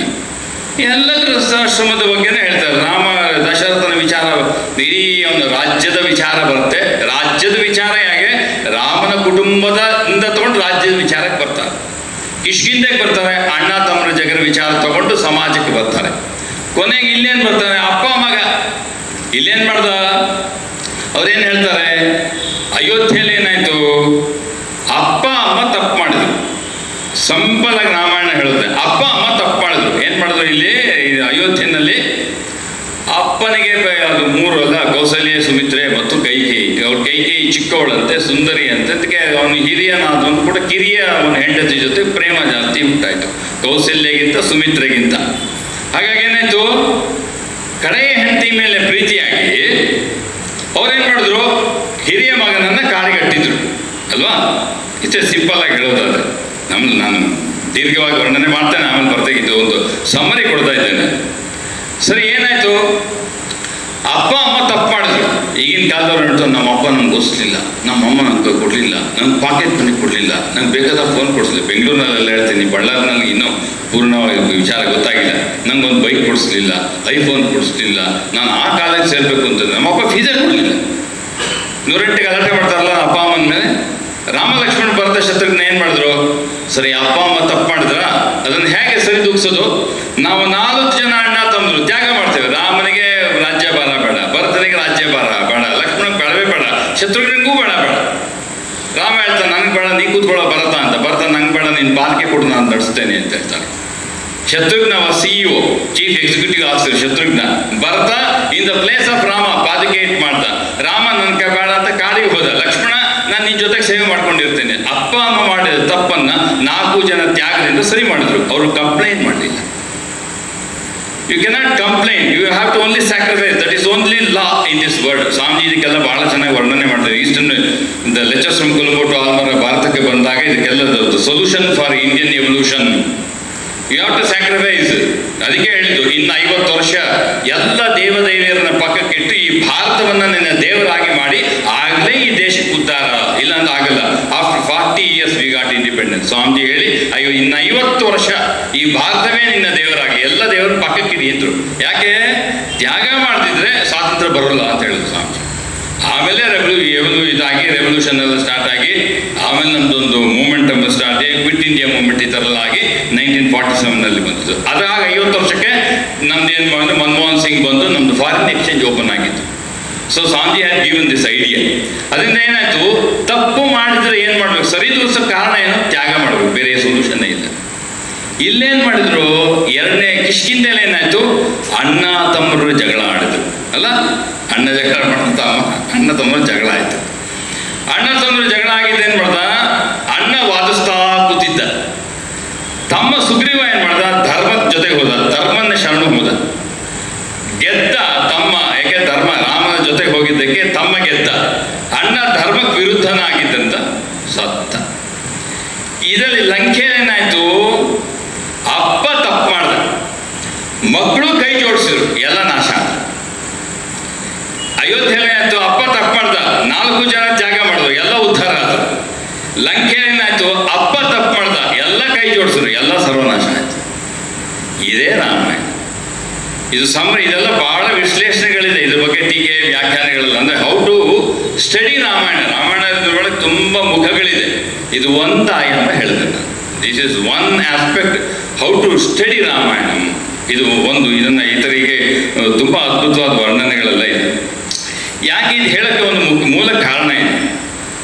ಈ ಧರ್ಮಶಾಸ್ತ್ರಗಳೆಲ್ಲ ಇದೆಯಲ್ಲ, ನೀತಿ, ಇದು ನಮ್ಮ ಭರತದ ನೀತಿ ಶತಕ ಇದೆ ಅಲ್ಲಪ್ಪ, ವೈರಾಗ್ಯ ಶತಕ, ಶೃಂಗಾರ ಶತಕ, ಇದು ನೀತಿ ಶತಕತ್ರಯ ನಮ್ಮ ಭರ್ತೃದಲ್ಲಿ ಭಾಳ ಫೇಮಸ್. ಅದು ಬಿಟ್ಟು ವಾಲ್ಮೀಕಿಗಳಾಗಲಿ ಮನುಗಳಾಗಲಿ ಒಂದು ಸಂಸಾರ ಹೀಗಿರಬೇಕು, ಗೃಹಸ್ಥಾಶ್ರಮ ಹೀಗಿರಬೇಕು, ಒಂದು ಸಮಾಜ ಹೀಗಿರಬೇಕು, ಮನುಸ್ಮೃತಿಯನ್ನು ಲಾ ಅಕ್ಸೆಪ್ಟ್ ಮಾಡ್ತದೆ. ಕೆಲವಿಗೆ ಹಿಂದೂ ಲಾ, ಅನ್ಡಿವೈಡೆಡ್ ಫ್ಯಾಮಿಲಿ, HFU ಅಂತೆಲ್ಲ ಹೇಳ್ತಾರಲ್ಲ, ಇದೆಲ್ಲ ಎಲ್ಲಿಂದ ತಂದಿದ್ದಾರೆ? ಯಾಜ್ಞವಲ್ಕ್ಯ ಸ್ಮೃತಿಯಿಂದ, ಮನುಸ್ಮೃತಿಯಿಂದ, ಕೋರ್ಟಲ್ಲೆಲ್ಲ ಹೇಳ್ಕೊಂಡು ಲಾ ಹೇಳ್ತಾರೆ. ಏನು ಹೇಳ್ತಾರೆ ನಮ್ಮ ಶಾಸ್ತ್ರ? ಸತ್ಯಂ ವದ ಧರ್ಮಂ ಚರ, ಸತ್ಯವನ್ನು ಮಾಡು, ಧರ್ಮವನ್ನು ಮಾಡು ಅಂತ ಹೇಳ್ತೆ. ಶಾಸ್ತ್ರ ವಿಧಿ ನಿಯಮಗಳನ್ನು ಹೇಳ್ತದೆ. ರಾಮಾಯಣ ವಿಧಿ ನಿಯಮ ಹೇಳೋದಿಲ್ಲ. ಇದು ಇಲ್ಲಿ ಮುಖ್ಯವಾದ ಪ್ರಭೇದಗಳನ್ನು ಅರ್ಥ ಮಾಡ್ಕೋಬೇಕು. ಈ ಕಥೆಗಳೆಲ್ಲ ಹೇಳಕ್ಕೆ ಒಂದು ಉದ್ದೇಶ ಇದೆ. ದಯವಿಟ್ಟು ಮಾತಾಡಬೇಡಿ ಹಿಂದೆ. ಇಷ್ಟು ಕೂದಲು ಬೆಳ್ಳಗಾದ್ರೆ ಈ ಸಣ್ಣ ವಿಚಾರ ಹೇಳಿಸ್ಕೋಬಾರ್ದು. ವಿಧಿ ನಿಯಮ ಇದೆಯಲ್ಲ, ಇದು ಶಾಸ್ತ್ರ ಹೇಳ್ತದೆ ಹೀಗಿರ್ಬೇಕು, ಹಾಗಿರ್ಬೇಕು, ಹೀಗಿರ್ಬೇಕು. ರಾಮಾಯಣ ಎಲ್ಲೂ ಹೀಗಿರ್ಬೇಕು ಅಂತ ಹೇಳೋದಿಲ್ಲ. ಯು ಹ್ಯಾವ್ ಟು ಅಂಡರ್ಸ್ಟ್ಯಾಂಡ್, ಇದು very important aspect of Ramayana. ಸತ್ಯಂ ವದ ಧರ್ಮಂ ಚರ ಅಂತ ಹೇಳಲಿಲ್ಲ ಅಂದ್ರೆ ಮತ್ತೆ ರಾಮಾಯಣ ಓದಿ ಏನಾಯ್ತು ಅಂತ ಕೇಳ್ಬೋದು ನೀವು. ಅಲ್ಲ ಸ್ವಾಮೀಜಿ, ಹೇಳಲಿಲ್ಲ ಅಂದರೆ ನಾವು ರಾಮಾಯಣ ಕೇಳೋದು ಮುಕ್ತಿ ಅಂತ ಹೇಳಿದ್ರೆ ಹೇಳಲಿಲ್ಲ ಅಂತ ಇದ್ರ ಕಾಂಟ್ರಡಿಕ್ಷನ್ ಅಲ್ಲ, ನೀವು ಕಾಂಟ್ರಡಿಕ್ಟರಿ ಆಗಿದೆಯಲ್ಲ ಇದು. ನೋಡಿ, ಎಲ್ಲಾದರೂ ವಾಲ್ಮೀಕಿ ಮಹರ್ಷಿಗಳು ರಾಮನನ್ನು ಅರ್ಚಿಸು ಅಂತ ಹೇಳಿದ್ದಾರೆ, ರಾಮಾಯಣದಲ್ಲಿ ರಾಮನನ್ನು ಅರ್ಚಿಸು ಅಂತ ಹೇಳಿದ್ಯಾ? ಒಂದು ವಾಕ್ಯ ತೋರಿಸಿ. ಸೀತೆಯನ್ನು ಅನುಸರಿಸಬೇಕು ಅಂತ ಯಾವ್ದಾರು ಶ್ಲೋಕ ಇದೆಯಾ? ಈ ಲಕ್ಷ್ಮಣನ ಭಾತೃಪ್ರೇಮವನ್ನು ಎಲ್ಲರೂ ಅನುಸರಿಸಬೇಕು ಅಂತ ಒಂದು ನಿಯಮ ಹೇಳ್ತಾ, ಭರತನ ರೀತಿಯಾಗಿರ್ಬೇಕು ಅಂತ ಎಲ್ಲರ ನಿಯಮ ಹೇಳ್ತಾ ಇದೆಯಾ? ಅದು ಆಂಜನೇಯ ದಾಸ್ಯ ಭಕ್ತಿ, ಆಂಜನೇಯ ಒಂದು ಸಾಹಸ ಪ್ರವೃತ್ತಿ, ಇದನ್ನು ನೀವೆಲ್ಲರೂ ಅನುಸರಿಸಬೇಕು ಅಂತ ಒಂದು ಶಾಸ್ತ್ರ ವಿಧಿ ಹೇಳಿದ್ಯಾ? ಇದು ಧರ್ಮಶಾಸ್ತ್ರದಂತೆ, ನೀತಿ ಶತಕದಂತೆ ನಿಯಮಗಳನ್ನು ಹೇಳೋದಿಲ್ಲ. ಒಂದು ವ್ಯಕ್ತಿತ್ವದ ಮೂಲಕ, ಘಟನೆಯನ್ನ ಕಥೆ ಮೂಲಕ ಹೇಳ್ತದೆ. ಆ ಪ್ರಚೋದನೆ ನಮ್ಮನ್ನ ಮಾಡುವಂತ ಆಗ್ತದೆ. ರಾಮ ಸತ್ಯ ಪರಿಪಾಲನೆ ಹೇಗೆ ಮಾಡ್ತೇನೆ ಕತೆ ಹೇಳ್ತಾ ಹೋಗ್ತದೆ. ಎಷ್ಟು ಅಮೋಘವಾಗಿ ಕತೆ ಹೇಳ್ತಾ ಇದ್ದೇನೆ ಕಾವ್ಯ ರೂಪದಲ್ಲಿ. ಓದ್ದವನಿಗೆ ಎಂತ ಪ್ರಚೋದನೆ ಉಂಟಾಗ್ತದೆ, ನಾನು ಹೀಗಿರಬೇಕು. It is a motivation and inspiration based on Kavya rules, and it inspires in such a manner that reading it we feel that we have to follow. ಅದು ನಿಯಮ. ಅದಕ್ಕೆ ವಿಧಿ ನಿಷೇಧ ತುಂಬ ಹೇಳಿದಾಗ ಏನು ಹೇಳ್ತೆ, ಏನಲ್ಲ ನೀವು ನೀವು ನೀವು ನಮ್ಮ ಮನೆಗಳಲ್ಲೇ ಆಗ್ತದೆ. ನೀವು ತುಂಬ ಮಕ್ಕಳಿಗೆ ಹೇಳಿ, ಅಪ್ಪ ನಿನ್ಗೆ ಯಾವಾಗಲೂ ಹೇಳೋದೇ ಒಂದು ಕೆಲಸ, ಯಾವಾಗ ಹೇಳಿದ್ರೆ ಸುಮ್ಮನಿರ್ತಿ. ಎಕ್ಸಾಮ್ ಬಂದಾಗ ನೀವು ಹೇಳಿ ಮಗ ಓದು, ಅಯ್ಯಪ್ಪ ಎಷ್ಟು ಸಲ ಹೇಳ್ತಾ ಓದು ಓದು ಅಂತ ಕೇಳಿ ಬೇಜಾರಾಗ್ಬಿಡ್ತು ಮಕ್ಕಳಿಗೆ. ಅದಕ್ಕೆ ಅವ್ರು ಏನು ಮಾಡ್ತಾರೆ, ಓದು ರಾಮ ಹೀಗೆ ನೀವು ಸತ್ಯವನ್ನೇ ಹೇಳಬೇಕು ಅಂತ ಅವನು ಎಲ್ಲೂ ಹೇಳಲಿಲ್ಲ. ಸತ್ಯ ಇರ್ತಕ್ಕಂಥ ವ್ಯಕ್ತಿ ಹೇಗೆ ನಡೀತಾನೆ ಅಂತ ತೋರಿಸ್ತಾ ಬರ್ತಾನೆ. ಜೊತೆಗಿದ್ದವರೆಲ್ಲರೂ ಕೂಡ ಈ ಒಂದು ರೀತಿ ಇರ್ತಾ ಇದ್ರೆ ನಮ್ಗೆ ಇವ್ನ ಗುಂಪಲ್ಲಿ ಇರೋಕ್ಕೆ ಆಗದೆ ಇದೆ ಅಂತ ಅವರು ಅಲ್ಲಿಗೆ ಬರ್ತಾರೆ. ಅದಕ್ಕೆ ಇದು ರಾಮಾಯಣದ ನಿಯಮ ಹೇಗೆ ಅಂತಂದ್ರೆ, ಅನುಸರಿಸಿ ತೋರಿಸ್ತದೆ, ಅದರಿಂದ ಅನುಕರಣೀಯವಾಗ್ತದೆ. ಅದು ನಿಯಮ ಹೇಳೋದಿಲ್ಲ, ಅನುಸರಿಸಿ ತೋರಿಸ್ತದೆ. ನೀನು ಅದು ಅನುಕರಣೀಯ ಅಂತ ನೀನು ಅದ್ರ ಜೊತೆಗೆ ಹೋಗ್ಬೇಕಾಗ್ತದೆ. ಒಂದು ಸಣ್ಣ ಉದಾಹರಣೆ ಕೊಡ್ತೀನಿ. 14 ವರ್ಷ ಮುಗೀತು, ವನವಾಸ ಮುಗೀತು. 14 ವರ್ಷ ಇದೆಲ್ಲ ಭಾಳ, ಇದು ರಾಮಾಯಣ ಒಂಥರ it is more touching to heart than to intellect. ಇದು ಭಾಳ ಟಚಿಂಗ್ ಇದು ರಾಮಾಯಣ. ಆ್ಯಕ್ಚುಲಿ ನಾನು ರಾಮಾಯಣ ಎಲ್ಲ ಓದಿದ ಮೇಲೆ, ಇದ್ರ ಬೇಸಿಸ್ ಮೇಲೆ ನಾನು ವಚನ ವೇದ, ಶ್ರೀರಾಮಕೃಷ್ಣರ ಲೀಲಾ ಪ್ರಸಂಗ ಇದನ್ನೆಲ್ಲ ಅರ್ಥ ಮಾಡ್ಕೊಳ್ಳಿಕ್ಕೆ ಬೇರೆ ಬೇರೆ ನನಗೆ ಬ್ಯಾಕ್ಗ್ರೌಂಡ್ ಸಿಕ್ತು ರಾಮಾಯಣ ಎಲ್ಲ ಓದಿದ ಮೇಲೆ. ನಾನು ಮುಖ್ಯವಾಗಿ ಓದಿದ್ದು ವಾಲ್ಮೀಕಿ ರಾಮಾಯಣ ಓದಿದ್ದು. ಅಲ್ಲಿ ಸ್ವಲ್ಪ ಇಲ್ಲಿ ಸ್ವಲ್ಪ ತುಳಸಿ ರಾಮಾಯಣ, ರೆಫರೆನ್ಸ್ಗೆ ಆಧ್ಯಾತ್ಮ ರಾಮಾಯಣ, ಆನಂದ ರಾಮಾಯಣ, ಅದ್ಭುತ ರಾಮಾಯಣ, ತುಂಬ ರಾಮಾಯಣಗಳೆಲ್ಲ ಇದೆ. ಅಲ್ಲಿ ಈ 14 ವರ್ಷ ಮುಗೀತು, ವನವಾಸ ಮುಗೀತು. ಈಗ ಅವರು ಪುಷ್ಪಕ ವಿಮಾನದಲ್ಲಿ ವಾಪಸ್ಸು ಅಯೋಧ್ಯೆಗೆ ಬರಬೇಕು. ವಿಭೀಷಣ ಏನು ಮಾಡ್ತಾನೆ, ಪುಷ್ಪಕ ನೀನು ಒಂದೇ ದಿವಸ ಉಳಿದಿರುತ್ತೆ. ಭರತ ಮಾತು ಕೊಟ್ಟಿರ್ತಾನಲ್ಲ, ನೀನು ಇಂಥ ತಾರೀಕು 14 ವರ್ಷ ಆಗಿ ಒಂದು ಕ್ಷಣ ಕಳೆದ್ರು ಕೂಡ ಈ ದೇಹವನ್ನು ನಾನು ಬೆಂಕಿಲಿ ನಾನು ಆಹುತಿ ಕೊಟ್ಟು ಸತ್ತು ಹೋಗ್ತಾನೆ ಭರತನೇ ರಾಮನಿಗೆ ಹೇಳುತ್ತಾ. ಈಗಾಗಲೇ 14 ವರ್ಷಕ್ಕೆ ಒಂದು ದಿವಸನ ಏನೋ ಇದೆ. ಈಗ ರಾಮ ಹೋಗ್ಬೇಕು, ಹೆಂಗೆ ಬರೋದು, ಲಂಕೆಯಿಂದ ಅಯೋಧ್ಯೆಗೆ ಹೇಗೆ ಬರೋದು? ಹಾಗೆ ವಿಭೀಷಣ ಪುಷ್ಪಕ ವಿಮಾನವನ್ನು ಕೊಡ್ತಾನೆ. ಪುಷ್ಪಕ ವಿಮಾನವನ್ನು ಕೊಟ್ಟು ನೀನು ಹೋಗ್ಬಿಡ್ಬೋದು ಅಂತ ಹೇಳ್ತಾನೆ. ಅಲ್ಲಿ ಚೆನ್ನಾಗಿದೆ, ಏರಿಯಲ್ ವ್ಯೂನಲ್ಲಿ ರಾಮ ಏನು ಮಾಡ್ತಾನೆ, ಸೀತೆ ಅಪಹೃತ ಆಗಿ ಹೊಟ್ಟೋಗ್ಬಿಟ್ಟಿರ್ತಾಳಲ್ಲ, ಚಿತ್ರಕೂಟದಿಂದ ಮುಂದಕ್ಕೆ ಬಂದ ತಕ್ಷಣ ಅವಳು ಶಿ ಇಸ್ ಕಿಡ್ನ್ಯಾಪ್ ಅಲ್ವಾ. ಈಗ ರಾಮ ಲಕ್ಷ್ಮಣರು ಹೆಂಗೆ ಹುಡ್ಕೊಂಬಂದ್ರು ಅಂತ ಸೀತೆಗೆ ಗೊತ್ತಿಲ್ಲ.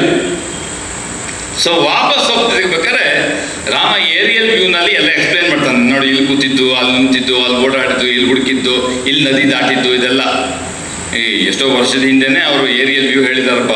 ಈಗ ನೀವು ಏನು ಮಾಡ್ತಿದ್ದೀರಿ, ಮೇಲ್ಗಡೆಯಿಂದ ಏರಿಯಲ್ ಕ್ಯಾಮ್ರಾ ಈಗ ಬಿಡ್ತಾ ಇದ್ದೀನಲ್ಲ, ಒಂದು ಸ್ಪೈ ಕ್ಯಾಮ್ರಾಸ್ ಎಲ್ಲ ಬರ್ತಾ ಇದೆ ಇವಾಗ. ಏನೇ ಸುಮ್ಮನೆ ತಮಾಷೆ ಹೇಳಿದ್ದು. ಅದರಿಂದ ಇವನ್ನೆಲ್ಲ ಹೇಳ್ತಾನೆ. ಅದಕ್ಕಿಂತ ಮುಂಚೆ ಯಾವಾಗ ಹೋಗಬೇಕು ಅಂತಿದೆಯೋ, ಇನ್ನೇನು ಮುಗಿತು ಈಗ ಅರಮನೆಗೆಲ್ಲ ಹೋಗಬೇಕು ಅಂತ, ಅವಾಗ ರಾಮ ಲಕ್ಷ್ಮಣನ ನೋಡ್ತಾನೆ. ಲಕ್ಷ್ಮಣ ಮುಖ ಸಪ್ಪೆ ಆಗಿರ್ತದೆ, ಡಿಪ್ರೆಸ್ಡ್ ಫೇಸ್. ಅದಕ್ಕೆ ಕೇಳ್ತಾನೆ ರಾಮ, ಈಗ ಖುಷಿಯಾಗಿರ್ಬೇಕು ಸಂದರ್ಭ. ಈಗ ನಾನು ಭರತನ ನೋಡ್ತೇನೆ, ಮತ್ತು ಅಯೋಧ್ಯೆಗೆ ಹೋಗ್ತೇನೆ, ನಮ್ಮ ಪ್ರಜೆಗಳೆಲ್ಲ ಕಾಯ್ತಾ ಇದ್ದಾರೆ. 14 ವರ್ಷ ಒಂದೊಂದು ಕ್ಷಣವನ್ನು ಒಂದೊಂದು ವರ್ಷದಂತೆ ಕಾದಿದ್ದಾರೆ ಶಬರಿ ಥರ. ಇಂಥ ಸಂದರ್ಭದಲ್ಲಿ ನೀನು ಖುಷಿಯಾಗಿರೋದು ಬಿಟ್ಟು ಲಕ್ಷ್ಮಣ, ನೀನು ಯಾಕೋ ದುಃಖಿತನಾಗಿದೆಯಾ, ಡಿಪ್ರೆಸ್ಡ್ ಆಗಿದೆಯಾ, ಯಾಕೋ ಅಂತ ಕೇಳ್ತಾನೆ. ಅವನೇನು ಹೇಳ್ತಾನೆ ಗೊತ್ತಾ, ಲಕ್ಷ್ಮಣ, ರಾಮ 14 ವರ್ಷ ಒಂದೊಂದು ಕ್ಷಣವೂ ನಿನ್ನ ಸೇವಾ ಕೈಂಕರ್ಯದಲ್ಲಿ ನಿರತನಾಗಿದ್ದೆ. ನಾಳೆಯಿಂದ ನೀನು ರಾಜ್ಯಕ್ಕೆ ಹೋದ್ರೆ ನನಗೆ ಆ ಸೇವೆ ತಪ್ಪತ್ತಲ್ವೋ? ಅಲ್ರಿ, ಒಂದೆರಡು ದಿವಸ ಮಾಡ್ಬೋದು ಸೇವೆ. 14 ವರ್ಷ ಹಗಲು ರಾತ್ರಿ, ಅವನು 14 ವರ್ಷದಲ್ಲಿ ಒಂದು ದಿವಸ ಮಲಗಿರಲ್ಲ. ಬೆಳಗ್ಗೆ ಹೊತ್ತೆಲ್ಲ ರಾಮನ ಸೇವೆ, ರಾತ್ರಿ ಹೊತ್ತು ಪಹರೆ, ಸೆಂಟ್ರಿ. ಅದರಿಂದ ಇಂದ್ರಜಿತ್ತನ್ನು ಕೊಲ್ಲಬೇಕು ಅಂದರೆ ಕನಿಷ್ಠ ಪಕ್ಷ 12 ವರ್ಷ ನಿದ್ದೆ ಮಾಡಿರ್ಬಾರ್ದು. ಅಂಥವ್ನು ಇಂದ್ರಜಿತ್ತನ್ನು ಕೊಲ್ಲಿಕ್ಕೆ ಆಗ್ತದೆ. ಅದಕ್ಕೆ ಗೊತ್ತಿರಲ್ಲ ಲಕ್ಷ್ಮಣ. ಅದಕ್ಕೆ ಲಕ್ಷ್ಮಣ ಬರ್ತಾನೆ, ನಾನು ಕೊಲ್ತೇನೆ. ಯಾಕೆ? ನಾನು 12 ವರ್ಷ ಮಲಗೇ ಇಲ್ಲ. ಆಮೇಲೆ ಅವನು ಮುಂದಕ್ಕೆ ಬರ್ತಾನೆ. 10 ತಿಂಗಳು ಅಶೋಕವನದಲ್ಲಿ ಸೀತಾಮಾತೆ ಇರೋದು 10 ತಿಂಗಳು. 10 ತಿಂಗಳು ಕಳಿತಾಳಲ್ಲ, ಆ ಇಂದ್ರಜಿತ್ತನ ದೊಡ್ಡ ರಾಮ ಕೂಡ ಕೊಲ್ಲಿಕ್ಕೆ ಆಗುದಿಲ್ಲ. ಲಕ್ಷ್ಮಣ ಕೊಲ್ಲೋದು ಇಂದ್ರಜಿತ್ತನ. ಯಾಕೆ? ಅವನು ಮಲಗಿರುವುದಿಲ್ಲ. ಈ ಥರ ನಾವೇ ಒಂದು ಯಾರಾದರೂ ಅನಾರೋಗ್ಯ ಮನೆಗಳಲ್ಲಾಗಿದೆ, ನಮ್ಮ ಆಶ್ರಮಗಳಲ್ಲಿ ಸ್ವಾಮಿಗಳಿಗಾದರೆ ನಾವು ಒಂದು 1 ತಿಂಗಳು 6 ತಿಂಗಳು 3 ತಿಂಗಳು, ಯಾಕಂದ್ರೆ ನಾವು ಈ 30 ವರ್ಷ ನೋಡ್ಕೊಂಡು ಬಂದಿದ್ದೀವಿ ಮಠದಲ್ಲಿ. ಒಂದಷ್ಟು ಸೇವೆ ಮಾಡ್ಬೋದು. ಕೊನೆಯಲ್ಲಿ ಕೆಲವು ಏನಾಗ್ಬಿಡುತ್ತೆ, ಯಾವ ರೀತಿ ಅನಾರೋಗ್ಯ ಆಗುತ್ತೆ, ನೀವು ಹಗಲು ರಾತ್ರಿ ನೋಡ್ಕೋಬೇಕಾಗ್ತದೆ. ಕೆಲವು ಸಲ ತುಂಬ ವಯೋಮಿತಿ ದಾಟ್ಬಿಟ್ಟಿದ್ರೆ ಆ ವಯೋವೃದ್ಧದಲ್ಲಿ ಯಾವ ರೀತಿ ಸೇವೆ ಆಗ್ತದೆ ಅಂತಂದರೆ 24 hours ಅಟೆನ್ಷನ್ ಕೊಡಬೇಕಾಗ್ತದೆ, in spite of all other works, not just only serving. ಅವಾಗ ನಮಗೆ ಎಷ್ಟು ದೇಹದಲ್ಲಿ ತ್ರಾಣ, ನಮಗೂ ಕೂತಾಗ ನಿದ್ದೆ ಬರ್ತದೆ. ಅಷ್ಟರ ಮಧ್ಯೆ ಸೇವೆ, ಅಪ್ಪ ಇಷ್ಟೆಲ್ಲ ಒಂದ್ಸಲ ಅನ್ಸುತ್ತಪ್ಪ ಇಷ್ಟೊಂದು ಸೇವೆ ಮಾಡೋಕ್ಕಾಗುತ್ತಾ ಅಂತ. ಆ ರೀತಿಯಲ್ಲಿ ಕ್ಷಣ ಕ್ಷಣಕ್ಕೂ ಕೂಡ ರಾಮ ಸೀತೆ ಇದ್ದಾಗ, ಚಿತ್ರಕೂಟದವರೆಗೂ ಸೀತೆ ಇದ್ದು, ಆಮೇಲೆ ಅಪಹರಣ ಆದಮೇಲೆ ರಾಮನ ಅಷ್ಟು ವರ್ಷ ಅವನು ಹೇಳ್ತಾನೆ, ಅವನು ಆ ಥರ ಮಾಡಿದ್ರು ಕೂಡ ಕೊನೆಗೆ ಅವನು ಹೇಳ್ತಾನೆ, ನನಗೆ ನಿನ್ನ ಇದು ಸೇವಾ ತಪ್ಪು ಹೋಗುತ್ತಲ್ಲ ಲಕ್ಷ್ಮಣ. ಇಲ್ಲಿ ಇದನ್ನು ಹೇಳಿ ವಾಲ್ಮೀಕಿ ಏನು ಮಾಡ್ತಾನೆ, ಲಕ್ಷ್ಮಣನ ಸೇವಾ ಕೈಂಕರ್ಯದ ಘನತೆಯನ್ನು ಈ ಒಂದೇ ಒಂದು ವಾಕ್ಯದಲ್ಲಿ ಎತ್ತಿಟ್ಬಿಡ್ತಾನೆ. ನಾವಲ್ಲಿ ಅನಿಸ್ಬೇಕು, ಅಪ್ಪ ಈ ಥರ ಮಟ್ಟದ ಮನೋಧರ್ಮ ಇರೋರು ಮಾತ್ರ ರಾಮನ ತಮ್ಮ ಆಗ್ಲಿಕ್ಕಾಗ್ತದೆ. ಇಂಥವನಿಗೆ ಮಾತ್ರ ರಾಮನಂತ ಅಣ್ಣ ಬರ್ತಾನೆ ಅಂತ. ಅಲ್ಲಿ ಕೊರಲ್ಲರಿ, ಹೈಪೋಥಿಸಿಸ್ ಅಂಡ್ ಕೊರಲ್ಲರಿ. ಇದನ್ನು ನೀವು ಹೈಪೋಥಿಸಿಸ್ ಹೇಳಿದ್ರೆ ಅದಕ್ಕೆ ಕೊರಲ್ಲರಿ ಲಕ್ಷ್ಮಣ. ಲಕ್ಷ್ಮಣನ ಹೈಪೋಥಿಸಿಸ್ ಅಂದರೆ ಕೊರಲ್ಲರಿ ರಾಮ ಆಗ್ತಾನೆ. ನೀವು ಮ್ಯಾಥಮೆಟಿಕ್ಸ್ ಓದಿರಲ್ಲ. ಅದರಿಂದ ಈ ರೀತಿಯಾದ ಒಂದು ಬಹಳ ಸೂಕ್ಷ್ಮವಾದ ವಿಚಾರಗಳನ್ನೆಲ್ಲ, ಈ ಮಾನವೀಯ ಸಂಬಂಧ, ಮಾನವೀಯ ಮೌಲ್ಯಗಳನ್ನು ಇಡೀ ರಾಮಾಯಣದಲ್ಲಿ ಹಾಗೇ ಚೆಲ್ಬಿಟ್ಟಿದ್ದಾನೆ ನಮ್ಮ ವಾಲ್ಮೀಕಿ ಮಹರ್ಷಿಗಳು. ಅಲ್ಲಲ್ಲಿ ಇದು ವಿಶೇಷತೆ ವಾಲ್ಮೀಕಿ ಮಹರ್ಷಿಗಳು. ತುಳಸಿ ರಾಮಾಯಣದಲ್ಲಿ ಬೇರೆ ರೀತಿ ಭಕ್ತಿ ಪ್ರಧಾನದ್ದು. ತುಳಸಿ ರಾಮಾಯಣ ಇಸ್ ಹೈಲಿ ಡಿವೋಷನಲ್. ಬೇರೆ ಅಂಶಗಳೂ ಇದೆ, ಆದರೆ ಡಿವೋಷನ್ ಆಸ್ಪೆಕ್ಟ್ ತುಂಬ ತರ್ತಾನೆ. ಯಾರೋ ನಮ್ಮ ತುಳಸಿ ರಾಮಾಯಣ ತುಳಸಿದಾಸರು, ಇವತ್ತು ಶ್ರೀನಾಥೆ ಜಾನಕಿನಾಥೆ ಅದನ್ನು ಬೆಳಗ್ಗೆ ಹೇಳಿದ್ರು, ಇವರು ತುಳಸಿದಾಸರು ರಚನೆ ಮಾಡಿದ್ದು ರಾಮಂದು ವಿಚಾರವಾಗಿ. ಹಾಗಾಗಿ ಇಲ್ಲಿ ಈ ವಾಲ್ಮೀಕಿ ರಾಮಾಯಣದ ವಿಷಯತೆಯನ್ನು ಮಾನವೀಯ ಮೌಲ್ಯತೆಗಳು, ಮಾನವೀಯ ಸಂಬಂಧಗಳು, ಮಾನವೀಯ ಭಾವನೆಗಳು, ಹೃದಯದ ವಿಕಾಸಕ್ಕೆ ತುಂಬ ಅವಕಾಶಗಳನ್ನು ತುಂಬುತ್ತಾ ಬರ್ತಾರೆ ನಮ್ಮ ವಾಲ್ಮೀಕಿಗಳು. ನಿಮಗೆ ಸಮಯ ಅಂದರೆ ಇದನ್ನೆಲ್ಲ ದೀರ್ಘವಾದದಿದೆ, ಹಾಗೆ ಓದೋಕ್ಕಾಗೋದಿಲ್ಲ. ನಿಮಗೆ ಸ್ವಲ್ಪ ಮನಸ್ಸು ಗ್ರಹಿಕೆ ಕೊಟ್ಟು ಓದಿದ್ರೆ ಭಾಳ ಅದ್ಭುತವಾದದ್ದು ವಾಲ್ಮೀಕಿ ರಾಮಾಯಣ. ಅದರಿಂದ ಇದನ್ನು ಈ ರೀತಿಯಾದ ವಿಚಾರಗಳು.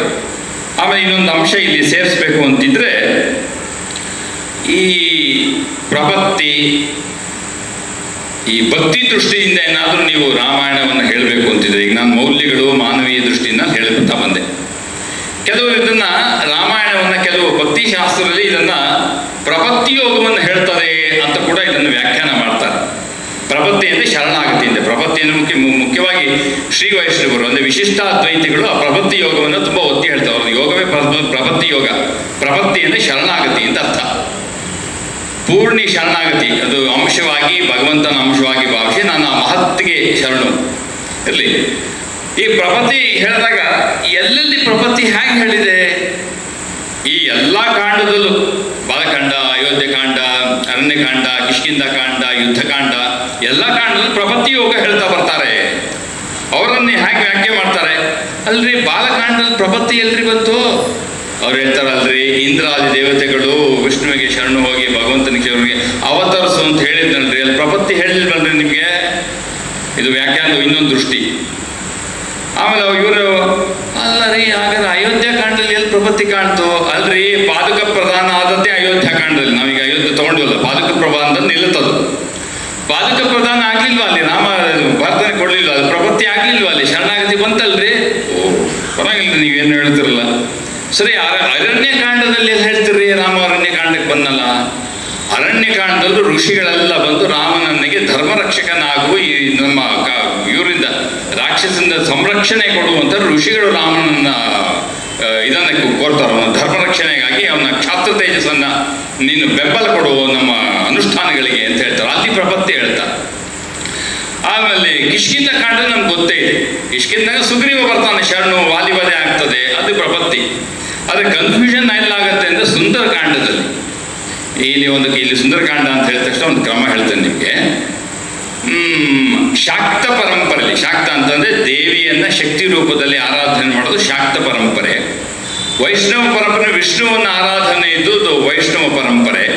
ಶೈವ ಪರಂಪರೆಯಲ್ಲಿ ಶಿವನ ಆರಾಧನೆ ಮಾಡುವುದು. ಇಲ್ಲಿ ಭಕ್ತಿ ಪ್ರಧಾನದಲ್ಲಿ ಇದನ್ನು ನಮ್ಮ ಭಾಗವತವನ್ನು ಇಟ್ಕೊಂಡು ಪಾರಾಯಣ ಮಾಡೋದು. ಇವರೆಲ್ಲರೂ ಕೂಡ ಒಂದು ಕ್ರಮ ಏನು ಅನುಸರಿಸ್ತಾರೆ ಅಂದರೆ, ಈಗ ಶಾಕ್ತ ಪರಂಪರೆಯಲ್ಲಿ ನಿಮಗೆ ತುಂಬ ತೊಂದರೆ ಆಯ್ತಪ್ಪ, you are into deep trouble. ಭಗವಂತನ ಅನುಸಂಧಾನ ಮಾಡೋದು. ಹೇಗೆ ಅನುಸಂಧಾನ ಮಾಡೋದು? ಅದಕ್ಕೆ 9 ದಿವಸ 48 ದಿವಸ ಈ ದುರ್ಗಾ ಸಪ್ತಶತಿ ಪಾರಾಯಣ ಮಾಡುವ ಕ್ರಮ. ಯಾರು? ಶಾಕ್ತ ಪರಂಪರೆ. ಈ ಶೈವ ಪರಂಪರೆಯಲ್ಲಿ ಏನು ಮಾಡ್ತಾರೆ, ಹಲವು ಕ್ರಮದಲ್ಲಿ ಒಂದು ಮುಖ್ಯವಾದ ರುದ್ರ ಪಠಣ ಇದೆಲ್ಲ, ಚಮಕ ನಮಕ, ಇದನ್ನು ನಾವು ನಿರಂತರವಾಗಿ 48 ದಿವಸನೂ ಕ್ರಮಾಗತವಾಗಿ ಪಾರಾಯಣವನ್ನು ಮಾಡುವುದು. ಈ ವೈಷ್ಣವ ಪರಂಪರೆಯಲ್ಲಿ ಭಾಗವತ ಕೆಲವು ಸ್ಕಂದ, ದಶಮ ಸ್ಕಂದ, ಇತರ ಸ್ಕಂದಗಳನ್ನು ಭಾಗವತ ಪಾರಾಯಣ ಮಾಡ್ತಾರೆ. 9 ದಿವಸ 10 ದಿವಸ ಸಪ್ತಾಹ ಇತ್ಯಾದಿ. ಈ ರಾಮನನ್ನ ಅನುಯಾಯಿಗಳು ಯಾರು ಇರ್ತಾರೋ ಅವರು ಸುಂದರಕಾಂಡ ಪಾರಾಯಣ ಮಾಡ್ತಾರೆ. ತುಂಬ ಪ್ರಾಬ್ಲಮ್ ಇತ್ತು ಮನೆಯಲ್ಲಿ, ಫ್ಯಾಮಿಲಿ ಪ್ರಾಬ್ಲಮ್, ಹೆಲ್ತ್ ಇಶ್ಯೂಸು, ನಮ್ಮ ಬಿಸ್ನೆಸ್ ಸರಿ ಹೋಗ್ತಾ ಇಲ್ಲ.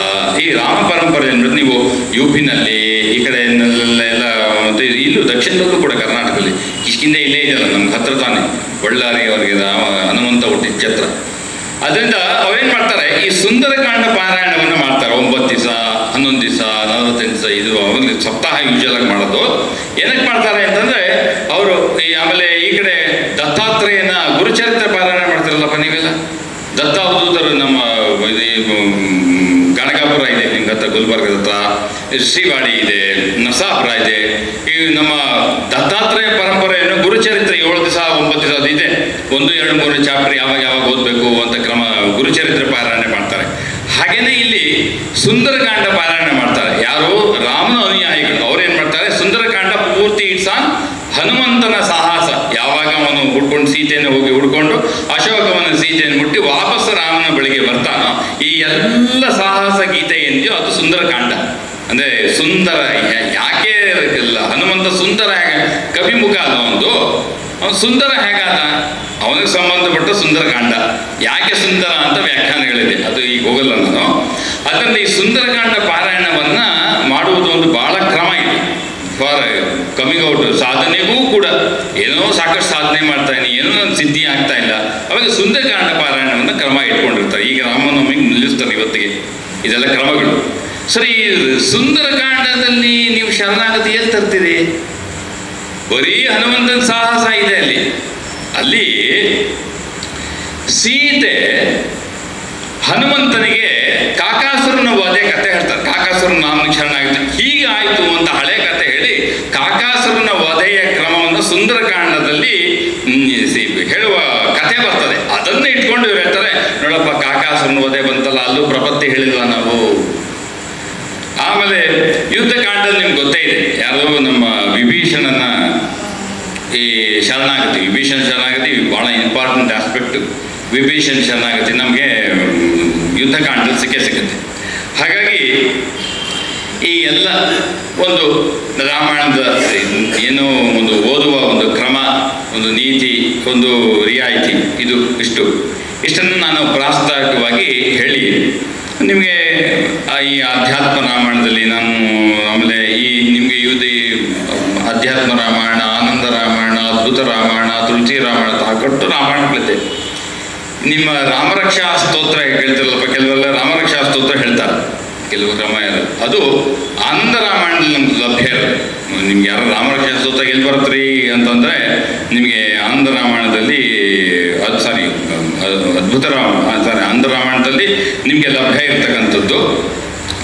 ಆಮೇಲೆ ಈಗ ನಾನು ನಾಳೆಯಿಂದ, ಈಗ ಸಮಯ ಮುಗಿತು 7:55 ಇಲ್ಲಿಗೆ ಈ ಪ್ರಾಸ್ತಾವಿಕ ನುಡಿಯನ್ನು ನಿಲ್ಲಿಸಿ ನಾಳೆಯಿಂದ ನಾನು ಅಯೋಧ್ಯ ಕಾಂಡಕ್ಕೆ ಇನ್ನೊಂದು ಎರಡು ಇಂಟ್ರಡಕ್ಷನ್ ಹೇಳಲಿಕ್ಕಿದೆ. ಅಂದರೆ ಇದು ರಾಮಾಯಣದಲ್ಲಿ ತುಂಬ ಅದ್ಭುತವಾದ ವಿಚಾರ, ಅದು ಕ್ರಮಗಳು ಕೂಡ ತಿಳ್ಕೊಂಡಿರ್ಬೇಕು ನಾವು ಅಧ್ಯಯನಕ್ಕೆ. ಆ ಕ್ರಮವನ್ನು ಒಂದೆರಡು ಪ್ರಾಸ್ತಾವಿಕ ನೋಡಿ ಅಯೋಧ್ಯ ಕಾಂಡಕ್ಕೆ ಹೇಳಿ ಪ್ರವೇಶ ಎಲ್ಲಿ ಶುರುವಾಗುತ್ತೆ ಅಂತಂದರೆ, ದಶರಥ ಬಾಲಕಾಂಡ ಮುಗಿದ ಮೇಲೆ ಈಗ ರಾಮನನ್ನು ಪಟ್ಟಾಭಿಷೇಕ ಮಾಡಬೇಕು ಅಂತ ನಿರ್ಧಾರ ಮಾಡ್ತಾನಲ್ಲ, ಅಲ್ಲಿಂದ ಅಯೋಧ್ಯ ಕಾಂಡ ಶುರುವಾಗ್ತದೆ. ಅಲ್ಲಿಂದ ಮತ್ತೆ ಅದು ಯಾವ ರೀತಿ ತಿರುವು ತಗೊಳುತ್ತೆ, ಅಲ್ಲಿಂದ ಇದು ಮೌಲ್ಯಗಳನ್ನು ಹೇಗೆ ಎಷ್ಟು ಚೆನ್ನಾಗಿ ಎತ್ತಿ ಹೇಳ್ತಾರೆ ವಾಲ್ಮೀಕಿಗಳು. ಅದರಲ್ಲಿ ಮುಖ್ಯವಾಗಿ ಉಪಮೆ ಕೊಡೋದು, ಯಾವ ರೀತಿ ಕಾಳಿದಾಸ ಉಪಮೆಗಳನ್ನು ಕೊಡ್ತಾನೆ. ಉಪಮಾ ಕಾಳಿದಾಸಸ್ಯ ಅಂತೇಳಿ, ಕಾಳಿದಾಸ ಇಸ್ ನೋನ್ ಫಾರ್ ಉಪಮಾಸ್. ಹಾಗೆ ಇಲ್ಲಿ ವಾಲ್ಮೀಕಿಗಳು ಎಂಥ ಅದ್ಭುತವಾದ ಉಪಮೆಗಳನ್ನು ಕೊಟ್ಟು ರಾಮನ ಇದನ್ನು ನಿರ್ಗಮನವನ್ನು, ಅವರ ಪ್ರಜಾಪಾಲನ ಇದರ ರೀತಿ ನೀತಿಗಳನ್ನೆಲ್ಲ ಹೇಗೆ ಉಪಮೆ ತರ್ತಾರೆ ಅನ್ನೋದು ಭಾಳ ಅದ್ಭುತವಾದ ವರ್ಣನೆ ವಾಲ್ಮೀಕಿ. ಎಲ್ಲೆಲ್ಲಿ ಸಾಧ್ಯವೋ ಅಷ್ಟಷ್ಟು ಹೇಳಲಿಕ್ಕೆ ಪ್ರಯತ್ನವನ್ನು ಪಡ್ತೇನೆ. ಅದು ನಾಳೆಯಿಂದ ನಾವು ಅಯೋಧ್ಯ ಕಾಂಡಕ್ಕೆ ಪ್ರವೇಶ ಮಾಡೋಣ. ಇಲ್ಲಿಗೆ ಇವತ್ತಿನ ಈ ಪ್ರಾಸ್ತಾವಿಕತೆ ರಾಮಾಯಣಕ್ಕೆ ಹೇಳಿ ಮತ್ತೆ ನಾಳೆ ನವರಾತ್ರಿ ಕಾಲದ ನಂತರ ಪ್ರಾರಂಭ ಮಾಡೋಣ. ಓಂ ಶಾಂತಿ ಶಾಂತಿ ಶಾಂತಿ. ಹರಿ ಓಂ ತತ್ಸತ್. ಶ್ರೀರಾಮಕೃಷ್ಣಾರ್ಪಣಮಸ್ತು.